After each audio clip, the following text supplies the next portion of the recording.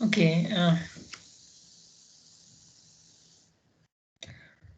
हामीले बायो इनर्जीको पढ्दै थियौँ है।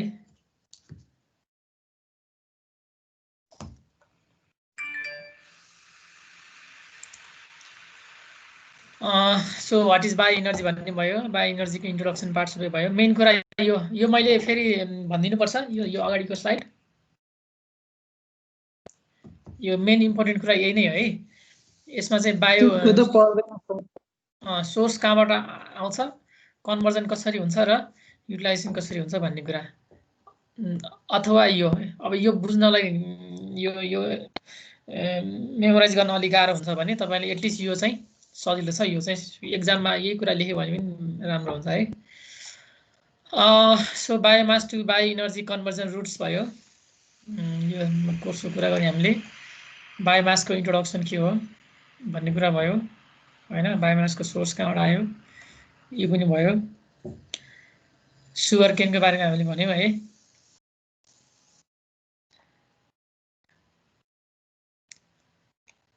ओके, यो सुगर केनको हाम्रो चाहिँ सुगर केनबाट मोर देन 150 प्रोडक्ट चाहिँ बनाउन सकिने रहेछ होइन। त्यही पनि अब हाम्रोमा चाहिँ प्रब्लम छ भन्ने कुरा गऱ्यौँ।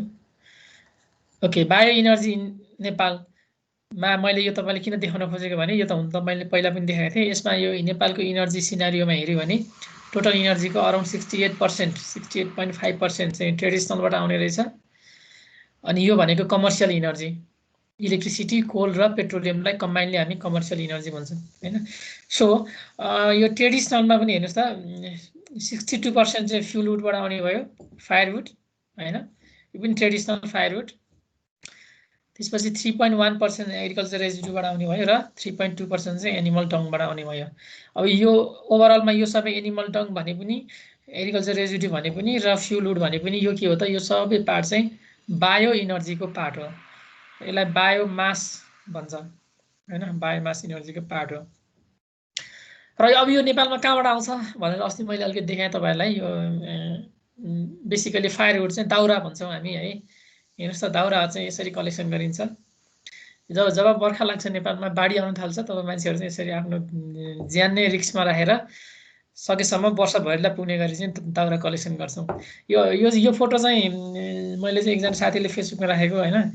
सेती नदी डोटीको रहेछ। अब नेपालमा करिब करिब अराउन्ड 6000 रिभरहरू छन् होइन। त्यसको चाहिँ ट्रिब्युटरिज चाहिँ अराउन्ड कति छ, 22-23 हजार छन् भनेको। साना ठुला गरेर 22-23 हजारवटा नदीहरू छन्। त्यो नदीले यसरी चाहिँ जङ्गलबाट यसरी चाहिँ दाउरा कलेक्सन गरेर लिएर आउँछ, दाउरा लिएर आउँछ फ्लडबाट। त्यसपछि मान्छेहरूले चाहिँ कलेक्सन गर्छन्। अब जसले यसरी कलेक्सन गर्न सक्दैन दाउरा, उसले चाहिँ अब जङ्गलमै गएर अब कसैले चाहिँ इलिगली। हजुर, राष्ट्रिय निकुञ्जको केही पनि चलाउन पाइँदैन, जस्तो दाउरा कुहिए पनि पाइँदैन। राष्ट्रिय निकुञ्जमा केही पनि पाइँदैन। त्यही जन्मिन्छ, त्यही हुर्किन्छ, त्यही सल्छ, त्यही गल्छ। त्यो चाहिँ इकोलोजिकल ब्यालेन्स मिल्नुपर्छ क्या। त्यसको लागि तपाईँले कुनै पनि कुहिएको चिज पनि तपाईँले लिन पाइँदैन। बर्दिया राष्ट्रिय निकुञ्जबाट अनि बबई नदीबाट यस्तो दाउरा धेरै बगाइरहेको हुन्छ कि, अनि मैले सोच्थेँ कि राष्ट्रिय निकुञ्जको दाउरा पनि युज गरे हुन्थ्यो भनेर। अब यसरी नदीले बगाएर ल्याएपछि अब तपाईँलाई त्यो आफ्नो एरियामा आएपछि यसरी कलेक्सन गर्न पायो होइन। तर निकुञ्जभित्र पाइँदैन है। नेपालको चाहिँ त्यो पोलिसी छ। निकुञ्जभित्र मात्र के, अब नेपालको जङ्गल हेर्नुहोस् त। यो मैले एउटा फेसबुकमा पोस्ट गरेको थिएँ मैले स्ट्याटस अलि पहिला है। हेर्नुहोस् त, यहाँ म तपाईँलाई पढाइ सुनाउँछु है। यो हरियोवन नेपालको धन होइन। नेपालको करिब 45% क्षेत्रफल जङ्गलले ढाकेको छ होइन। त्यसमा चाहिँ यो 45%मा चाहिँ केही चाहिँ रिजर्भ एरिया पनि पर्ने भयो, राष्ट्रिय निकुञ्जहरू चाहिँ हन्टिङ सेन्टरहरू यस्तोहरू पनि पर्ने भयो। र नेपालमा हेर्नुहोस् त, एकजनाको भागमा करिब करिब 119वटा रुखहरू पर्न आउने रहेछ पर हेड। पर क्यापिटा चाहिँ 119 पर हेड भनौँ न, यसमा पर क्यापिटा नभनौँ, पर हेड चाहिँ 119वटा रुख आउने रहेछ। तर पनि यो वर्ष नेपालले करिब 7 अरबको काठपात चाहिँ आयात गरेछ है। त्यसमध्ये करिब 65% चाहिँ भारतबाट। यो वर्ष भनेको अहिलेको चाहिँ फिस्कल इयर है, जस्ट योभन्दा जस्ट अगाडिको फिस्कल इयरमा भनेपछि 7 अरबको हामीले चाहिँ काठ किनेछौँ होइन। त्यो पनि भारतबाट होइन। 65% चाहिँ भारतबाट, त्यसपछि अरू चाइनाबाट, मलेसियाबाट यस्तो यस्तोबाट नै आउँछ। तर भारतमा हेर्नुहोस् त हामीसँग चाहिँ 119 रुख पर हेड छ, तर भारतमा चाहिँ हेर्नु त ओन्ली 28 रुख मात्र पर्छ, भनेको एकजनाको टाउकोमा 28वटा रुख मात्र पर्छ। त्यही पनि भारतले चाहिँ नेपालमा यति धेरै काठहरू चाहिँ सप्लाई गर्छ। द्याट मिन्स हाम्रो, मैले भन्नु खोजेको हाम्रो जङ्गल चाहिँ युटिलाइज भएको छैन, साइन्टिफिक वेमा युटिलाइज भएको छैन। सो जङ्गलको पात पतिङ्गर, अन्य झारपात इत्यादिलाई आधुनिक बायो ऊर्जामा परिवर्तन गर्न सकिन्छ। यो चाहिँ वेल प्रुभन टेक्नोलोजी हो, विदेशीहरूले गर्छन्। जस्तै तपाईँको जङ्गलमा चाहिँ यो चैत वैशाखतिर लागेपछि एकदम जङ्गलमा डढेलो लाग्छ। तपाईँले नेपालको जङ्गलको त्यो हेर्नुभयो भने त्यो डढेलो किन लाग्छ भने अब त्यो पातहरू हुन्छ, बिरुवाहरू चाहिँ त्यो कुनै बिरुवाहरू चाहिँ सुकेर जान्छ होइन। त्यसपछि त्यो भुइँभरि चाहिँ तपाईँको एकदमै सुकेको पातहरू हुन्छ। त्यसपछि त्यहाँ एकदम कोही मान्छेले चाहिँ चुरोट खाएर फालिदियो भने पनि त्यो जङ्गल पुरै सखाप हुन्छ। अनि त्यस्तो खालको पात पतिङ्गरलाई हामी चाहिँ कलेक्सन गरेर बायो इनर्जीमा चाहिँ कन्भर्ट गर्न सक्छौँ। त्यो भयो भने जङ्गलमा आगो लागि पनि कन्ट्रोल आउँछ। द्याट मिन्स के हो त, लाखौँले रोजगार पाउँछन् होइन, ऊर्जा आयात कम गर्न सकिन्छ अफकोर्स होइन। बायो इनर्जीमा कन्भर्ट गरिसकेपछि इनर्जी डिपेन्डेन्सी चाहिँ कम हुने भयो। यो त रुखको कथा भयो। त्यसपछि हेर्नु त अरबौँ रुपियाँको युपीभिसी एल्युमिनियम नामका झ्याल्ला ढोकाहरू आयात गरेको हुनुपर्छ। हाम्रो राय समाल दाइले चाहिँ तपाईँले टेलिभिजनमा विज्ञापन आउँछ एउटा युपीभिसीको, वन जङ्गल पनि जोगाउने होइन, सस्तो के भरपर्दो यस्तो यस्तो भनेर उहाँले विज्ञापन गर्नुहुन्छ है। त्यो मलाई चाहिँ त्यस्तो खालको विज्ञापन मन पर्दैन। हामीसँग यति धेरै रुखहरू छन्, हामी चाहिँ रुखमा यति धेरै धनी छौँ, त्यही पनि अब हामी इन्डियन रुखै दाउरा के अरे सरी काठपात नै इन्डियाबाट लिने, नपुगेको सबै युपीभिसी एल्युमिनियम यस्तो यस्तोको झ्यालको नाममा चाहिँ करोडौँ अरबौँ रुपियाँ चाहिँ हामीले चाहिँ दुःख गरेर कमाएको पैसा चाहिँ फेरि पनि बाहिर पठाउनुपर्ने हुन्छ। र नेपालले आफ्नो प्राकृतिक स्रोत र साधनको उचित पहिचान गरी वैज्ञानिक तवरले उपयोग गर्ने हो भने हामी धेरै कुरामा अरू देशमा भर पर्नु पर्दैन। व्यापार घाटा अल्टिमेट भनेको व्यापार घाटा हो, व्यापार घाटा कम गर्न सकिन्छ। र यो सुनको कचौरा लिएर माग्ने भनेको त यो त नेपालको एकदमै पुरानो भनाइ नै हो होइन, विदेशीले भनेको। जस्तै हेर्नुहोस् यहाँनिर यो चाहिँ अस्ति भर्खर लेटेस्ट न्युज हो। यो 4-5 दिन अगाडिको मैले यहाँ राखेँ। बारीमा सालको काठ कुहिएर गएको छ, घरमा एल्युमिनियमको झ्याल। हेर्नुहोस् है, यो गोर्खाको एउटा न्युज हो। अब यो बारी बेसिकली यो चाहिँ सिँचाइ नहुने अलिकति स्लोपी एरियालाई चाहिँ बारी भन्छ, पाखो भन्छ होइन। पहिला पहिला मान्छेहरूले त्यस्तो पाखोमा पनि खेतीपाती गर्थे, कोदो यस्तो खालका उहरू चाहिँ रोप्थे। अब गाउँमा मान्छे छैन, अलिअलि भएको मान्छे सहरतिर छिरे, त्यसपछि अलिअलि बाँकी खाडी मुलुकमा 50 डिग्री सेन्टिग्रेडमा गएर काम गरिरहेछन्। सो गाउँमा मान्छे छैनन्, मान्छे नभएपछि अब त्यहाँ कोदो रोप फल्न पनि छोड्यो। अनि आफ्नो बारीमा आफ्नो पाखोमा यसरी जङ्गल, हेर्नुहोस् त यस्तो राम्रो राम्रो जङ्गल छन्, यो प्राइभेट जङ्गल होइन, तैपनि यो चाहिँ काट्न पाए, यो चाहिँ काठपात चाहिँ काट्न पाइँदैन। अब हामीले चाहिँ काट्न नपाएपछि यो युज गर्न नसकेपछि अब हाम्रो घरमा के आउने भयो त, एल्युमिनियमको झ्याल आउने भयो होइन, जुन चाहिँ सबै विदेशबाट लिएर आउनुपर्ने हुन्छ। भन्नुको मतलब यो नेपालको अलिकति यो जङ्गल युजको चाहिँ साइन्टिफिक पोलिसी छैन। यो खासमा यो पोलिसी पनि सबै विदेशीले बनाइदिन्छन्। हेर्नुहोस् है, यो नेपालको पोलिसीहरू बेसिकली यो इनर्जी, यो चाहिँ नेचुरल रिसोर्सलाई चाहिँ कसरी युज गर्ने भन्नेहरू चाहिँ गभर्मेन्टलाई कन्सल्टेन्टले बनाइदिन्छ। अनि कन्सल्टेन्ट को भन्दा अब नेपालीलाई पत्याउँदैन, अनि सबै विदेशी हो, एडिबीका, वर्ल्ड ब्याङ्कका होइन, यस्ता यस्ता कन्सल्टेन्टहरू हुन्छन्। सो उनीहरूले चाहिँ अब आफूलाई जस्तो जे गर्दा आफूलाई फाइदा हुन्छ त्यो हिसाबले चाहिँ नेपाललाई पोलिसीहरू चाहिँ सजेस्ट गर्छन् होइन। नेपालको अब यो पोलिसी चाहिँ कहिले चेन्ज हुने हो थाहा छैन। ओके, अर्को छ इनर्जी फ्रम वेस्ट। हेर्नुहोस् है, यो वेस्टबाट पनि कसरी इनर्जी निकाल्न सकिन्छ भने काठमाडौँ भ्यालीमा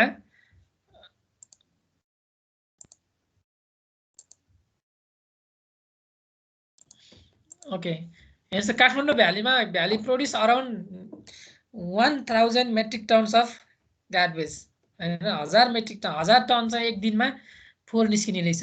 अब त्यसमा चाहिँ सर्टेन पर्सेन्ट चाहिँ अर्ग्यानिक र सर्टेन पर्सेन्ट चाहिँ इनअर्ग्यानिक हुन्छ त्यो फोहोरमा होइन, त्यसलाई हामीले छुट्याउनु पर्छ। सो अराउन्ड 75% चाहिँ अर्ग्यानिक पार्ट रहेछ।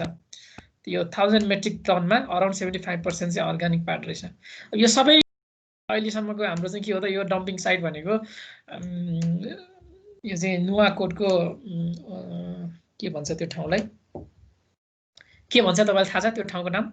ओखर पौवा ओखर पौवा एक्ज्याक्टली है, नुवाकोटको ओखर पौवामा लगेर अब त्यो भरि नै लगाइसक्यो। त्यहाँ पुरै एउटा चाहिँ ठुलो एरिया छ, त्यो यसरी यो चाहिँ गार्बेजले चाहिँ भरि नै लगाइसक्यो होइन। त्यसपछि अब यसको अल्टरनेटिभ कहाँ भनेर अब काठमाडौँ उपत्यकाले फेरि अर्को ठाउँ यस्तै खोज्दैछ होइन, यस्तो खाल्ने ठाउँ खोज्दैछ। सो 1 केजी अर्ग्यानिक वेस्ट हो भने यहाँबाट हेर्नुहोस् त, यो 4 मा हेर्नुहोस् त, यहाँनिर अर्ग्यानिक र इनअर्ग्यानिक यो सबै मिक्स छ, यसमा छुट्याएकै छैन होइन। सो 1 केजी अर्ग्यानिक वेस्टले चाहिँ अराउन्ड 40 लिटर बायोग्यास दिन्छ। यो हामी पछि डिजाइनमा बायोग्यास डिजाइनमा पनि पढ्छौँ है। अब यो चाहिँ अर्ग्यानिक म्याटर अनुसार फरक पर्छ। इन एभरेज चाहिँ 1 केजीले चाहिँ 1 केजी फ्रेस म्याटर भनौँ न, यो चाहिँ ड्राई होइन, यो चाहिँ वेट म्याटरले चाहिँ अराउन्ड 40 लिटर चाहिँ बायोग्यास दिन्छ, बायोग्यास प्रोडक्सन गर्छ भने चाहिँ अब तपाईँ हिसाब गर्नुहोस्, यहाँबाट दिनमा 1000 मेट्रिक टन, यसको 75% गर्नुहोस्, त्यसपछि यसलाई चाहिँ अब इनर्जीमा कन्भर्ट गर्नुहोस् कति आउने रहेछ। एउटा त हामीले यसरी 4 लाई चाहिँ मोरमा कन्भर्ट गर्न सकिरहेको छैनौँ, यो त पैसा हो, पैसाले यसरी हामीले चाहिँ खेर फालिरहेको छौँ। अर्को कुरा योभन्दा पनि ठुलो इस्यु के हो भने त इन्भाइरोमेन्ट इस्यु हुन आउँछ। सो जसरी यसलाई यो 4 लाई हामीले यसरी डाइरेक्टली ओपनली चाहिँ डम्पिङ गर्ने हो भने अब यो 4 त कुहिन्छ, यो कुहिएपछि यसले त अब मिथेन ग्यास प्रोडक्सन त भइ नै हाल्छ, त्यो भनेकै बायोग्यास हो होइन, मिथेन ग्यास प्रोडक्सन हुन्छ। अब यो मिथेन ग्यास चाहिँ हेर्नुहोस् न एटमोस्फियरमा जाने भयो, हामीले युज नगरिकन यहाँ भएका अब यो कुहिएपछि यहाँबाट मिथेन ग्यास निस्किन्छ, यो चाहिँ डाइरेक्टली हाम्रो चाहिँ एटमोस्फियरमा जान्छ। र यो मिथेन ग्यास भनेको इट इज हुन त 81 टाइम्स पनि भन्छ कुनै आर्टिकलले चाहिँ होइन। सो मैले चाहिँ धेरै आर्टिकलमा देखेको चाहिँ it is 21 times more potential for global warming, it is 21 times more danger than CO2 emission भनौँ न। CO2 भन्दा चाहिँ हामी CO2 COT भनिरहेछौँ होइन, CO2 इमिसन हेर्छौँ, CO2 इमिसन भन्दा यो मिथेन चाहिँ 21 टाइम्स मोर डेन्जरस हुन्छ in terms of global warming potential. यसले चाहिँ ग्लोबल वार्मिङ इफेक्ट चाहिँ 21 टाइम्स चाहिँ बढी गराउन सक्ने भयो। यो हेर्दाखेरि 100 वर्षको बेसिसमा हेर्ने हो भने है। अब यसरी इमिट भएको मिथेन ग्यास अथवा हामीले चाहिँ इन्भाइरोमेन्टमा चाहिँ CO2 इमिसन गर्छौँ भने त्यो CO2 ग्यास चाहिँ अथवा त्यसलाई हामी कम्बाइनली ग्रिन हाउस ग्यास भन्छौँ, त्यो ग्रिन हाउस ग्यास चाहिँ हन्ड्रेड्स अफ इयरसम्म हाम्रो यो चाहिँ एटमोस्फियरमा रहिरहन्छ, हन्ड्रेड्स अफ इयरसम्म रहिरहन्छ। सो अब यो 100 इयरको बेसिसमा हेर्ने हो भने जस्तै CO2 पनि आज इमिसन भयो। हजुर एक्सक्युज मी सर। हजुर सर रिपोर्ट्सहरूले मैले एउटा के अरे अब एउटा मैले पहिला एकचोटि एउटा सेमिनार जस्तो अटेन्ड गरेको थिएँ इनर्जी सम्बन्धी नै, इनर्जी र इन्भाइरोमेन्ट सम्बन्धी होइन। त्यसमा एउटा रिसर्चले चाहिँ के भनेको थियो भन्दाखेरि यो जति पनि अब त्यो इन्जिनहरू छ अब जस्तो कि हाम्रो पेट्रोलियमले गरेर हुन्छ, डिजेलहरूले गरेर पोल्युसनहरू हुन्छ नि होइन, यो सबै त्यो के अरे यो पोल्युसन फ्याक्टरहरू मध्ये होइन जुन यो हाम्रो घरबाट आउने वेस्ट छ नि त्यसलाई बाल्दाखेरि अथवा त्यसलाई कम्बस्ट गर्दाखेरि चाहिँ जति प्रदूषण हुन्छ नि होइन त्यो चाहिँ त्यो के अरे पेट्रोलहरूले अथवा डिजलहरूले गर्ने भन्दा एकदम धेरै टाइम्स एकदम हाई हुन्छ अरे क्या। त्यो चाहिँ त्यो हामीले घरबाट निकालेको फोहोर बाल्यौँ भने चाहिँ हुन्छ नि त्यसले एकदम धेरै प्रदूषण गर्छ अरे क्या। बाल्नु हुँदैन, हो सही, बाल्नु हुँदैन।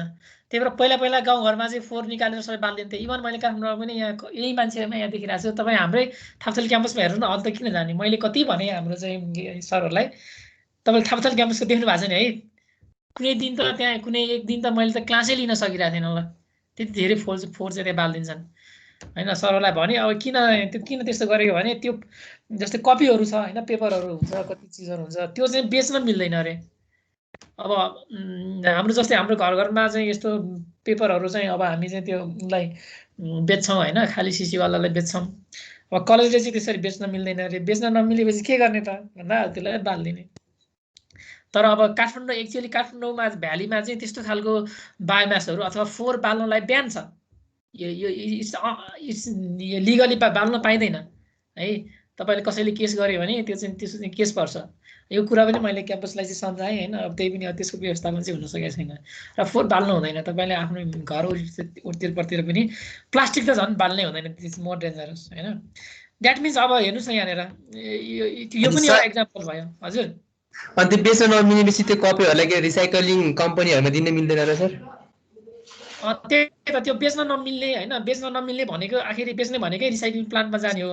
त्यो गर्न नमिल्ने भएपछि अब त्यो चाहिँ हाम्रो ट्युको एज पर लले त्यो बेच्न दिँदैन अरे त्यसरी होइन। किनभने त्यहाँ अब गोप्य कागजपत्र हुनसक्छन्, त्यो लिक हुनसक्छ भन्ने केही होला, आधारहरू केही होला। अब त्यसलाई त केही न केही त म्यानेज गर्नु पर्यो त्यसरी बालेर सल्युसन त्यो पेपरहरूलाई सुरुमा डिस्ट्रोय गरेर अनि डिस्ट्रोय गरेपछि अनि बेच्न मिल्दैन जस्तो अब कागजमा लेखेको कुराहरुलाई म्यानेज गर्नु पर्यो भन्नुको मतलब के हो त त्यसलाई चाहिँ केही प्रोसेसिङ गरेर चाहिँ गर्न सकिन्छ हजुर तपाईको यस्तो पेपरलाई चाहिँ क्रस गरेर अथवा डिस्ट्रोय गरेर गर्न सकिन्छ अब त्यसको लागि बजेट हुनु पर्यो हैन रिसोर्स हुनु पर्यो अब सबै कुराहरु छ अब कुनै दिन होला त्यस्तो लेट्स होप हैन त्यो सर त्यो गाउँ घरतिर त्यो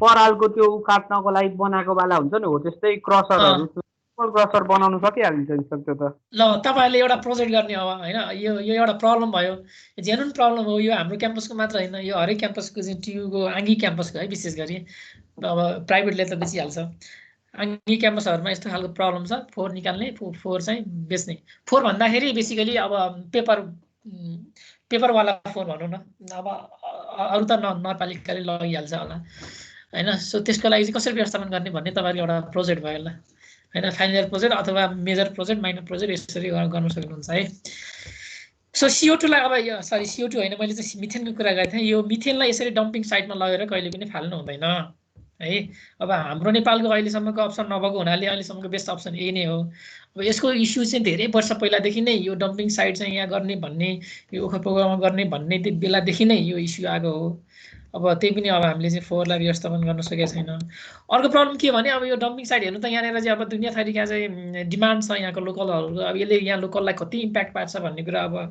हैन तपाईले सिम्पली इमेजिन गर्न सक्नुहुन्छ अब यिनीहरु यहाँ धेरै चीजका डिमान्ड गर्छन् हामीलाई बाटो बनाइदे हैन बिरामी हुन्छ हस्पिटल बनाइदे यो बनाइदे त्यो बनाइदे भनेर डिमान्ड गर्छन् त्यहाँ केही चीज अलिकति केही चीज भयो भने यो बाटो ब्लक गरिदिन्छ त्यसपछि हाम्रो काठमाडौँ चाहिँ गनाउन थाल्छ हैन सो यसरी फोहोरलाई चाहिँ सस्टेनेबल वेमा चाहिँ म्यानेज गर्नुपर्ने हुन्छ है यो लङ टर्म सल्युसन यो यसको हैन काठमाडौँ भ्यालीको फोहोरलाई चाहिँ लगेर डम्पिङ गर्ने यो पनि एउटा लङ टर्म सल्युसन हैन र अर्को किने पनि भने यो चाहिँ मिथेन चाहिँ एकदम डेन्जरस हुन्छ भन्ने कुरा तपाईले बुझिहाल्नु भयो है यसको लिटरेचरहरु पनि तपाईले पढ्न पाउनुहुन्छ है ओके बायोमासको एडभान्टेज हेर्नुस् त अब धेरै एडभान्टेज छ अब मैले सबै भनिराख्नु परेन हैन तपाईलाई दिमागमा लागेको पोजिटिभ कुराहरु जति सबै तपाईले मैले यति धेरै कुराहरु भनिसके हैन wide spread availability in many parts of the world यो बायोमासको कुरा गरिरहेको छु हैन बायोमासलाई मैले बायोग्यासमा पनि कन्भर्ट गर्न सक्ने भए बायोफ्युल र बायोलिक्विडमा कन्भर्ट गर्न सक्ने भए सो कन्ट्रिब्युट टु द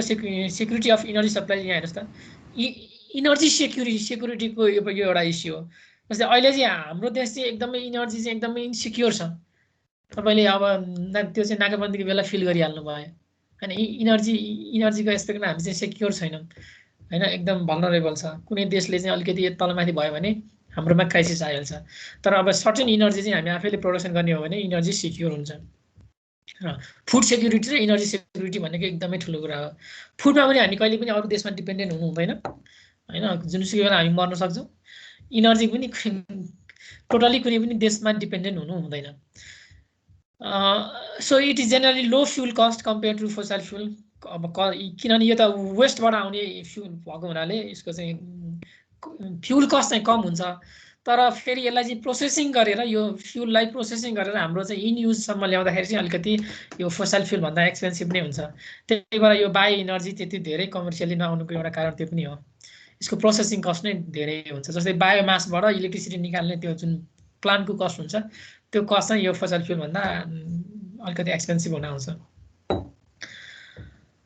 अब यो भएपछि अब लोकली युज हुने रिसोर्सलाई चाहिँ हामीले युज गर्ने हो भने हैन जब क्रिएसन हुने भयो हैन स्पेशली रुरल एरियामा किनभने हामीले चाहिँ बायोमासहरु चाहिँ रुरल एरियाबाट कलेक्सन गरेर लिन आउनुपर्ने हुन्छ त्यसपछि यो SOX NOX भन्छ हैन सक्स नक्सहरु चाहिँ हामीले रिड्युस गर्न सक्छौं इभन अब हामीले डम्पिङ साइटमा चाहिँ फोहोर नफाल्ने हो भने CH4 चाहिँ रिडक्सन गर्न सकिने भयो इन्भाइरोन्मेन्ट प्रोटेक्सन गर्न सकिने भयो रिन्युएबल इनर्जी हो डोमेस्टिक यो हो हैन दैट मिन्स अर्को हेर्नुस् त यहाँनिर provide base load electricity like coal plant अब यो एकदम इम्पोर्टेन्ट कुरा छ है हेर्नुस् त यो इन्डियामा चाहिँ जस्तै अब नेपालमा चाहिँ बेस लोड भनेको जस्तै इलेक्ट्रिसिटीको लागि बेस लोड भनेको नेपालको हाइड्रो पावर हो हैन जस्तै कुलेखानी एउटा बेस लोड हो बेस लोड किन भनेको भने यसले चाहिँ दिउँसो होस् अथवा राति होस् अथवा ड्राई सिजनमा होस् अथवा वेट सिजनमा होस् हामीले चाहिँ सर्टेन इनर्जी स्टोर गरेर राखेको छौं कुलेखानीमा त्यो इनर्जीलाई चाहिँ हामीले चाहे बेलामा युज गर्न सक्छौं द्याट इज बेस लोड भयो। अब इन्डियामा चाहिँ बेस लोड भनेको कोल प्लान्ट हो। इन्डियामा मोर देन 60% चाहिँ कोलबाट इलेक्ट्रिसिटी निस्किन्छ। सो कोल प्लान्ट पनि अब हाम्रो कन्ट्रोलमा हुने भयो होइन। मैले चाहेको बेलामा यसलाई अफ गर्न सक्ने भएँ, अन गर्न सक्ने भएँ। सो एज पर रिक्वायर चाहिँ मैले यो प्लान्टलाई चाहिँ अपरेसन गर्न सक्ने भएँ। सो ठ्याक्कै यो अब हामीले यदि बायोमासलाई युज गर्ने हो भने, बायोमासबाट इलेक्ट्रिसिटी निकाल्ने हो भने यसले पनि बेस लोडको काम गर्न सक्छ। मलाई चाहेको बेलामा इलेक्ट्रिसिटीहरू निकाल्न सकिन्छ। तर जस्तै विन्ड, सोलर यस्तो यस्तो इनर्जीको सोर्स भनेको चाहिँ यसलाई बेस लोड मानिँदैन, किनभने यो टाइम अनुसार होइन, डे अनुसार फरक फरक पर्ने भएको हुनाले त्यसपछि कतिखेर आउँछ कतिखेर जान्छ थाहा हुँदैन, कतिखेर घाम आउँछ कतिखेर घाम जान्छ भन्ने कुरा थाहा हुँदैन।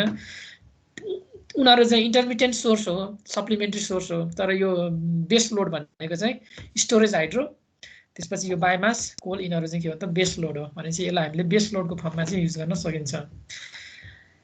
Healthy forest residue wildfire डेन्जरलाई हेर्नुहोस् न, यहाँ अघि मैले भन्ने कुरा यहाँ आयो नि होइन। यो चाहिँ हेल्दी फरेस्ट रेजिड्यूहरूलाई चाहिँ हामीले इनर्जीमा कन्भर्ट गर्न सकिने भयो। यसलाई चाहिँ हामीले वाइल्ड फायर, यो चाहिँ आगलागीबाट बचाउन सक्ने भयो। अब turning a waste into product, municipal solid वेस्टलाई हामीले इनर्जीमा कन्भर्ट गर्न सक्छौँ। जस्तो डम्पिङ साइटको के अरे आग लागि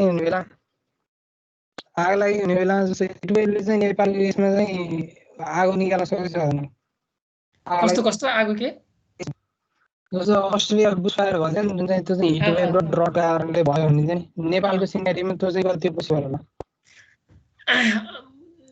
त्यसरी आगो लाग्यो भने पोसिबिलिटी? हजुर हजुर। अब त्यस्तो ठुलो त अहिलेसम्म देखाएको छैन। अब सानो सानो त आग लागि भइरहेकै हुन्छ जङ्गलमा। अब नेपालको जङ्गल त्यस्तो फेरि एकदमै यो चाहिँ ठुल्ठुला जङ्गलहरू छैन होइन, तराईमा अलिअलि छ।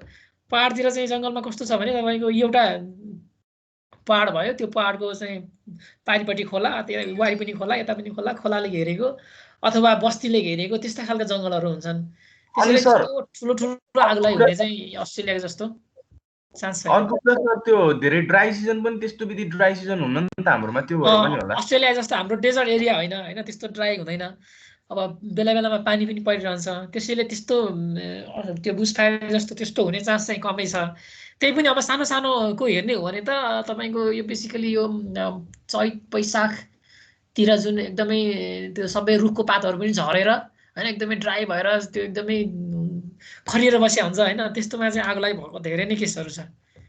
सानो सानो आगो लागि, त्यस्तो ठुल्ठुलो होइन, सानो सानो है। अब नेपालमा फेरि जङ्गल चाहिँ नेपालको कन्सेप्ट कस्तो छ भने यो चाहिँ कम्युनिटी बेस्ड जङ्गलहरू धेरै छन् होइन। भन्नाले जस्तै कुनै पनि कुनै एउटा जङ्गल एरियालाई चाहिँ त्यो गाउँको कुनै एउटा कम्युनिटीले चाहिँ हेरिरहेको हुन्छ, उनीहरूले मेन्टेन गरिरहेको हुन्छ। आगोलागीबाट जोगाउने युज गर्ने सबै उनीहरूकै जिम्मेवार हुन्छ होइन। त्यो हिसाबले पनि अलिकति सेफ नै छ। अनि सर हाम्रो जङ्गलतिर पनि सर हामी फायर लाइन बनाउन जान्छ सर, यस्तो ड्राई सिजन आउने बेला अर्को जङ्गलमा लागिहाल्ने पनि हाम्रो सर। त्यस्तो पनि गर्न सकिन्छ। अनि यो फेरि यो के गर्दो रहेछन् भने अलिकति यो उहरूले चाहिँ जानी पनि आगो लगाइदिने कि जानी आगो लगाइदिने। अनि जानी आगो लगाइदिएपछि चाहिँ के हुने रहेछ भने त्यो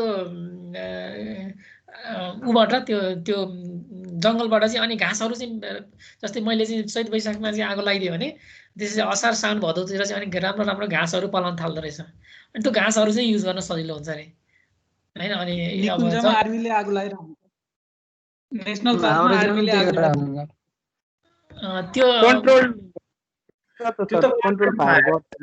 कन्ट्रोल गर्नलाई त्यो त नचाहिनेहरूलाई त्यो पनि हुनसक्छ, त्यो केस पनि हुनसक्छ है।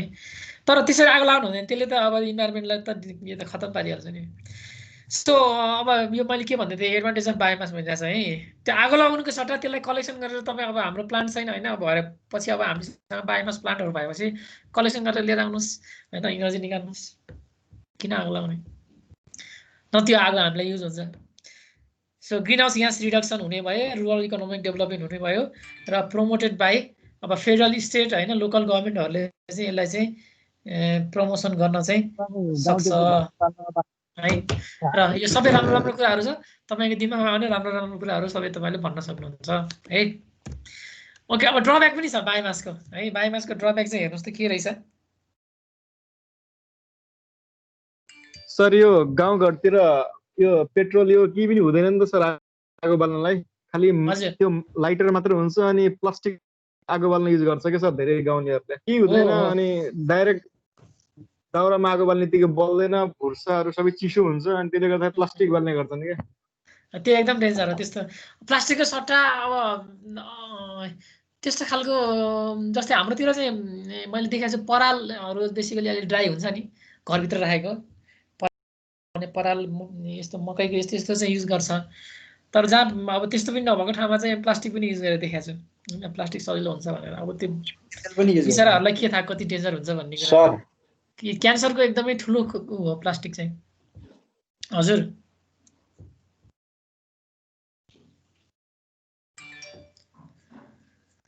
ओके अब ड्रब्याक हेर्नुहोस् त यसको ड्रब्याक के रहेछ। बायोमासको ड्रब्याक फाइदा त धेरै छन् हैन। अब ड्रब्याक हेर्नुहोस् त यसको एउटा ड्रब्याक के भने बायोमासको जस्तै अब फायरवुडकै भने अब मैले अरू इनर्जीसँग ड्रब्याक चाहिँ मैले के गर्नु पर्यो त यसलाई मैले अरूसँग कम्पेयर गर्नु पर्यो हैन। हामीसँग अभाइलेबल अरू इनर्जी सोर्ससँग कम्पेयर गर्नु पर्यो। सो यसको चाहिँ इनर्जी कन्टेन्ट चाहिँ जेनरली लो इनर्जी कन्टेन्ट हुन्छ।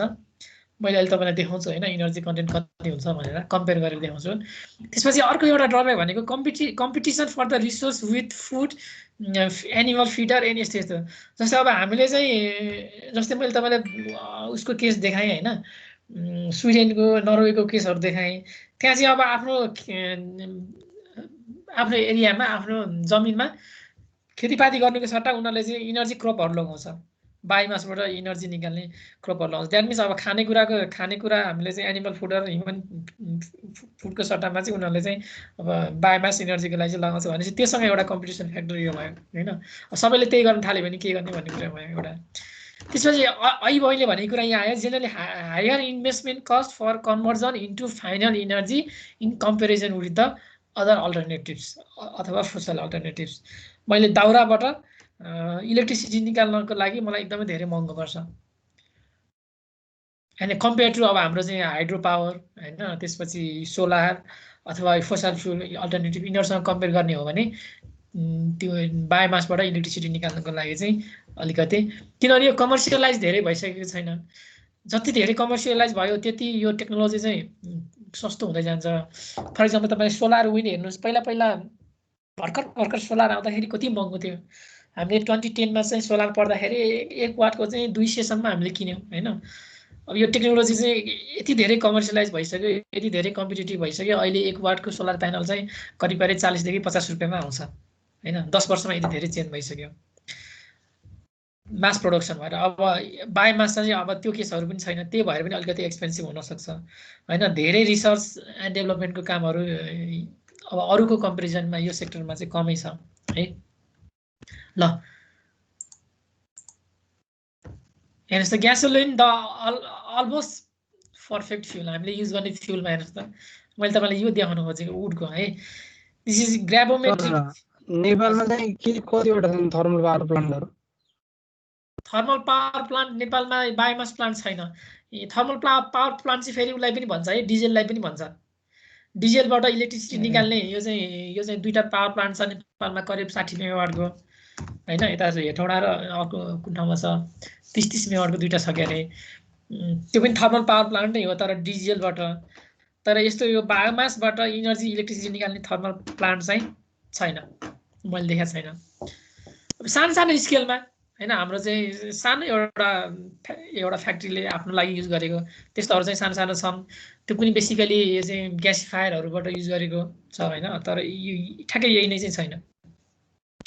ल इनर्जी यहाँ कम्पेयर गर्नुहोस् होइन। हामीले युज गर्ने फ्युल यो ग्यासोलिन पेट्रोल भयो बायोडिजेल भयो होइन एलपिजी यो सिएनजी भनेको कम्प्रेस नेचुरल ग्यास भन्छ है। अब यो हाम्रोमा युज हुँदैन विदेशीहरूले चाहिँ सिएनजी पनि युज गर्छ। यो बिटुमिनस कोल भयो। ब्याट्री हेर्नुहोस् यहाँ lithium ion battery lithium ion हुन्छ यो लिड एसिड पनि हुनसक्छ यो ब्याट्री। त्यसपछि यहाँनिर वुड छ। अब यसको इनर्जी कन्टेन्ट हेर्नुहोस् ग्राभोमेट्री भनेको मेगा जुल पर केजी। 1 केजीमा यसले चाहिँ दिने करिब कति रहेछ 20 मेगा जुल रहेछ। 1 केजी वुडले 20 मेगा जुल दिने रहेछ। तर अब हेर्नुहोस् त 1 केजी ग्यासोलिनले अराउन्ड 45 मेगा जुल दिने रहेछ। 1 केजी एलपिजीले हेर्नुहोस् अराउन्ड 50 मेगा जुल दिने रहेछ। यिनीहरूको इनर्जी कन्टेन्ट चाहिँ एकदमै हाई हुन्छ। एउटा ड्रब्याक होइन बायोमासको इनर्जी कन्टेन्ट चाहिँ बायोमासमा पनि बेसिकली यहाँ वुडसँग कम्पेयर गरिरहेको छ। वुडको इनर्जी कन्टेन्ट चाहिँ कम हुन्छ। अब तपाईँले सिमिलरली अब योसँग कम्पेयर गर्नुहोस् न, लिथियम आयन ब्याट्रीसँग कम्पेयर गर्नुहोस्, हेर्नु त यो यसको चाहिँ ग्राभोमेट्रिक इनर्जी मिथेनवालाको चाहिँ कति हुन्छ? के को मिथेन यो छ नि बायोग्यासवाला कि बायोग्यास? बायोग्यासको 28 समथिङ हुन्छ। यो करिब करिब यतातिर पर्न आउँछ, बायोग्यासको चाहिँ राम्रै हुन्छ है। यहाँ हेर्नुहोस् त लिथियम आयन ब्याट्री यसको इनर्जी कन्टेन्ट कति कम छ यदि तपाईँले पेट्रोलसँग कम्पेयर गर्ने हो भने। त्यही पनि अब ग्लोबली हेर्नुहोस् त अब सबै अल्टरनेटिभ भनेको अहिले इनर्जी स्टोरेज भनेको लिथियम आयन ब्याट्री नै हो। तर सर स्टोरेज त धेरै त वुडले गर्दो रहेछ नि लिथियम आयनको कम्पेरिजनमा, त वुड युज गरे भइगयो त। एक्ज्याक्टली, तर मैले भने नि यो वुडलाई मैले अब इलेक्ट्रिसिटी निकाल्न कति पैसा लाग्छ त्यो पनि त हेर्नु पर्यो नि। यो लिथियम आयनमा चाहिँ यो चाहिँ लिथियम आयन प्रोसेसिङको लागि कति पैसा लाग्छ अथवा यहाँ इनर्जी स्टोर गर्न कति पैसा लाग्छ होइन, मैले वुडबाट इलेक्ट्रिसिटी निकाल्न कति पैसा लाग्छ त्यो पनि हेर्नु पर्यो। यो चाहिँ जस्ट इनर्जी डेन्सिटीको टर्ममा मात्र छ, इनर्जी डेन्सिटीको। सो यतापट्टि चाहिँ भोल्युमेट्री मेगाजुल पर लिटर, जस्तै 1 लिटर ग्यासोलिनको अराउन्ड हेर्नु त यति मेगाजुल हुने रहेछ सर, अथवा 1 केजी ग्यासोलिनको यति मेगाजुल हुने रहेछ। हजुर प्लान्टहरू त यो इनर्जी स्टोरेजको केसमा त दर क्या हो सर? स्टोरेजको केसमा त हुन्छ। त्यही भएर अघि मैले तपाईँलाई कोल देखाएँ नि, हेर्नु नि अराउन्ड कोलको नजिक छ नि यो वुड। हेर्नु त इन्डियामा चाहिँ इनर्जी केमा स्टोर हुन्छ भन्दा कोलमा स्टोर हुन्छ। द्याट मिन्स उनीहरूको बेस लोड भनेको कोल हो। कोइलाबाट उनीहरूले चाहेको बेलामा, जस्तै इन्डियामा बेसिकली के हुन्छ भने जस्तै कुनै दिन चाहिँ घाम कम लाग्यो भने अब इन्डियामा त थाउजन्ड्स अफ मेगावाटका चाहिँ सोलर प्लान्टहरू छ। उनीहरूको चाहिँ यो बाई 2022 भनेको अबको 2 वर्षमा 1 लाख मेगावाट त सोलरबाट मात्र इलेक्ट्रिसिटी निस्किन्छ इन्डियामा होइन। भनेपछि अब इन्डियामा घाम कम लाग्यो भने सोलरबाट इलेक्ट्रिसिटी जेनेरेसन इनर्जी जेनेरेसन कम हुने भयो।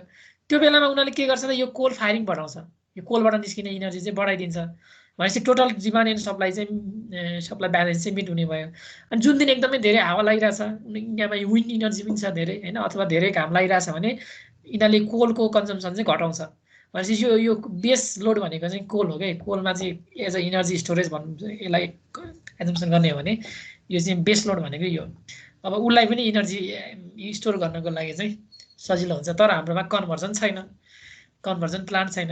अब तपाईँ इन्डियामा कोलले जसरी काम गरिरहेछ त्यसै गरी तपाईँको स्विडेन नर्वेमा यसले काम गरिरहेछ, वुडले काम गरिरहेछ, बायोमासले काम गरिरहेछ। ठ्याक्कै उनीहरूको पनि त्यही हो। सोलर कम भएको बेलामा, विन्ड कम भएको बेलामा यो बायोमासलाई बढाइदिन्छ होइन। सो यसले चाहिँ बेस लोडको काम गर्छ। इनर्जी कसरी युज गर्न सकिन्छ भन्ने कुरा भयो है। ठिक छ, यहाँसम्म क्लियर छ? यहाँ नबुझ्ने कुरा त के छैन, सबै गफेली कुरा भयो। किन नेक्स्ट भएन मेरो स्लाइड? ह्याङ भयो अर्के?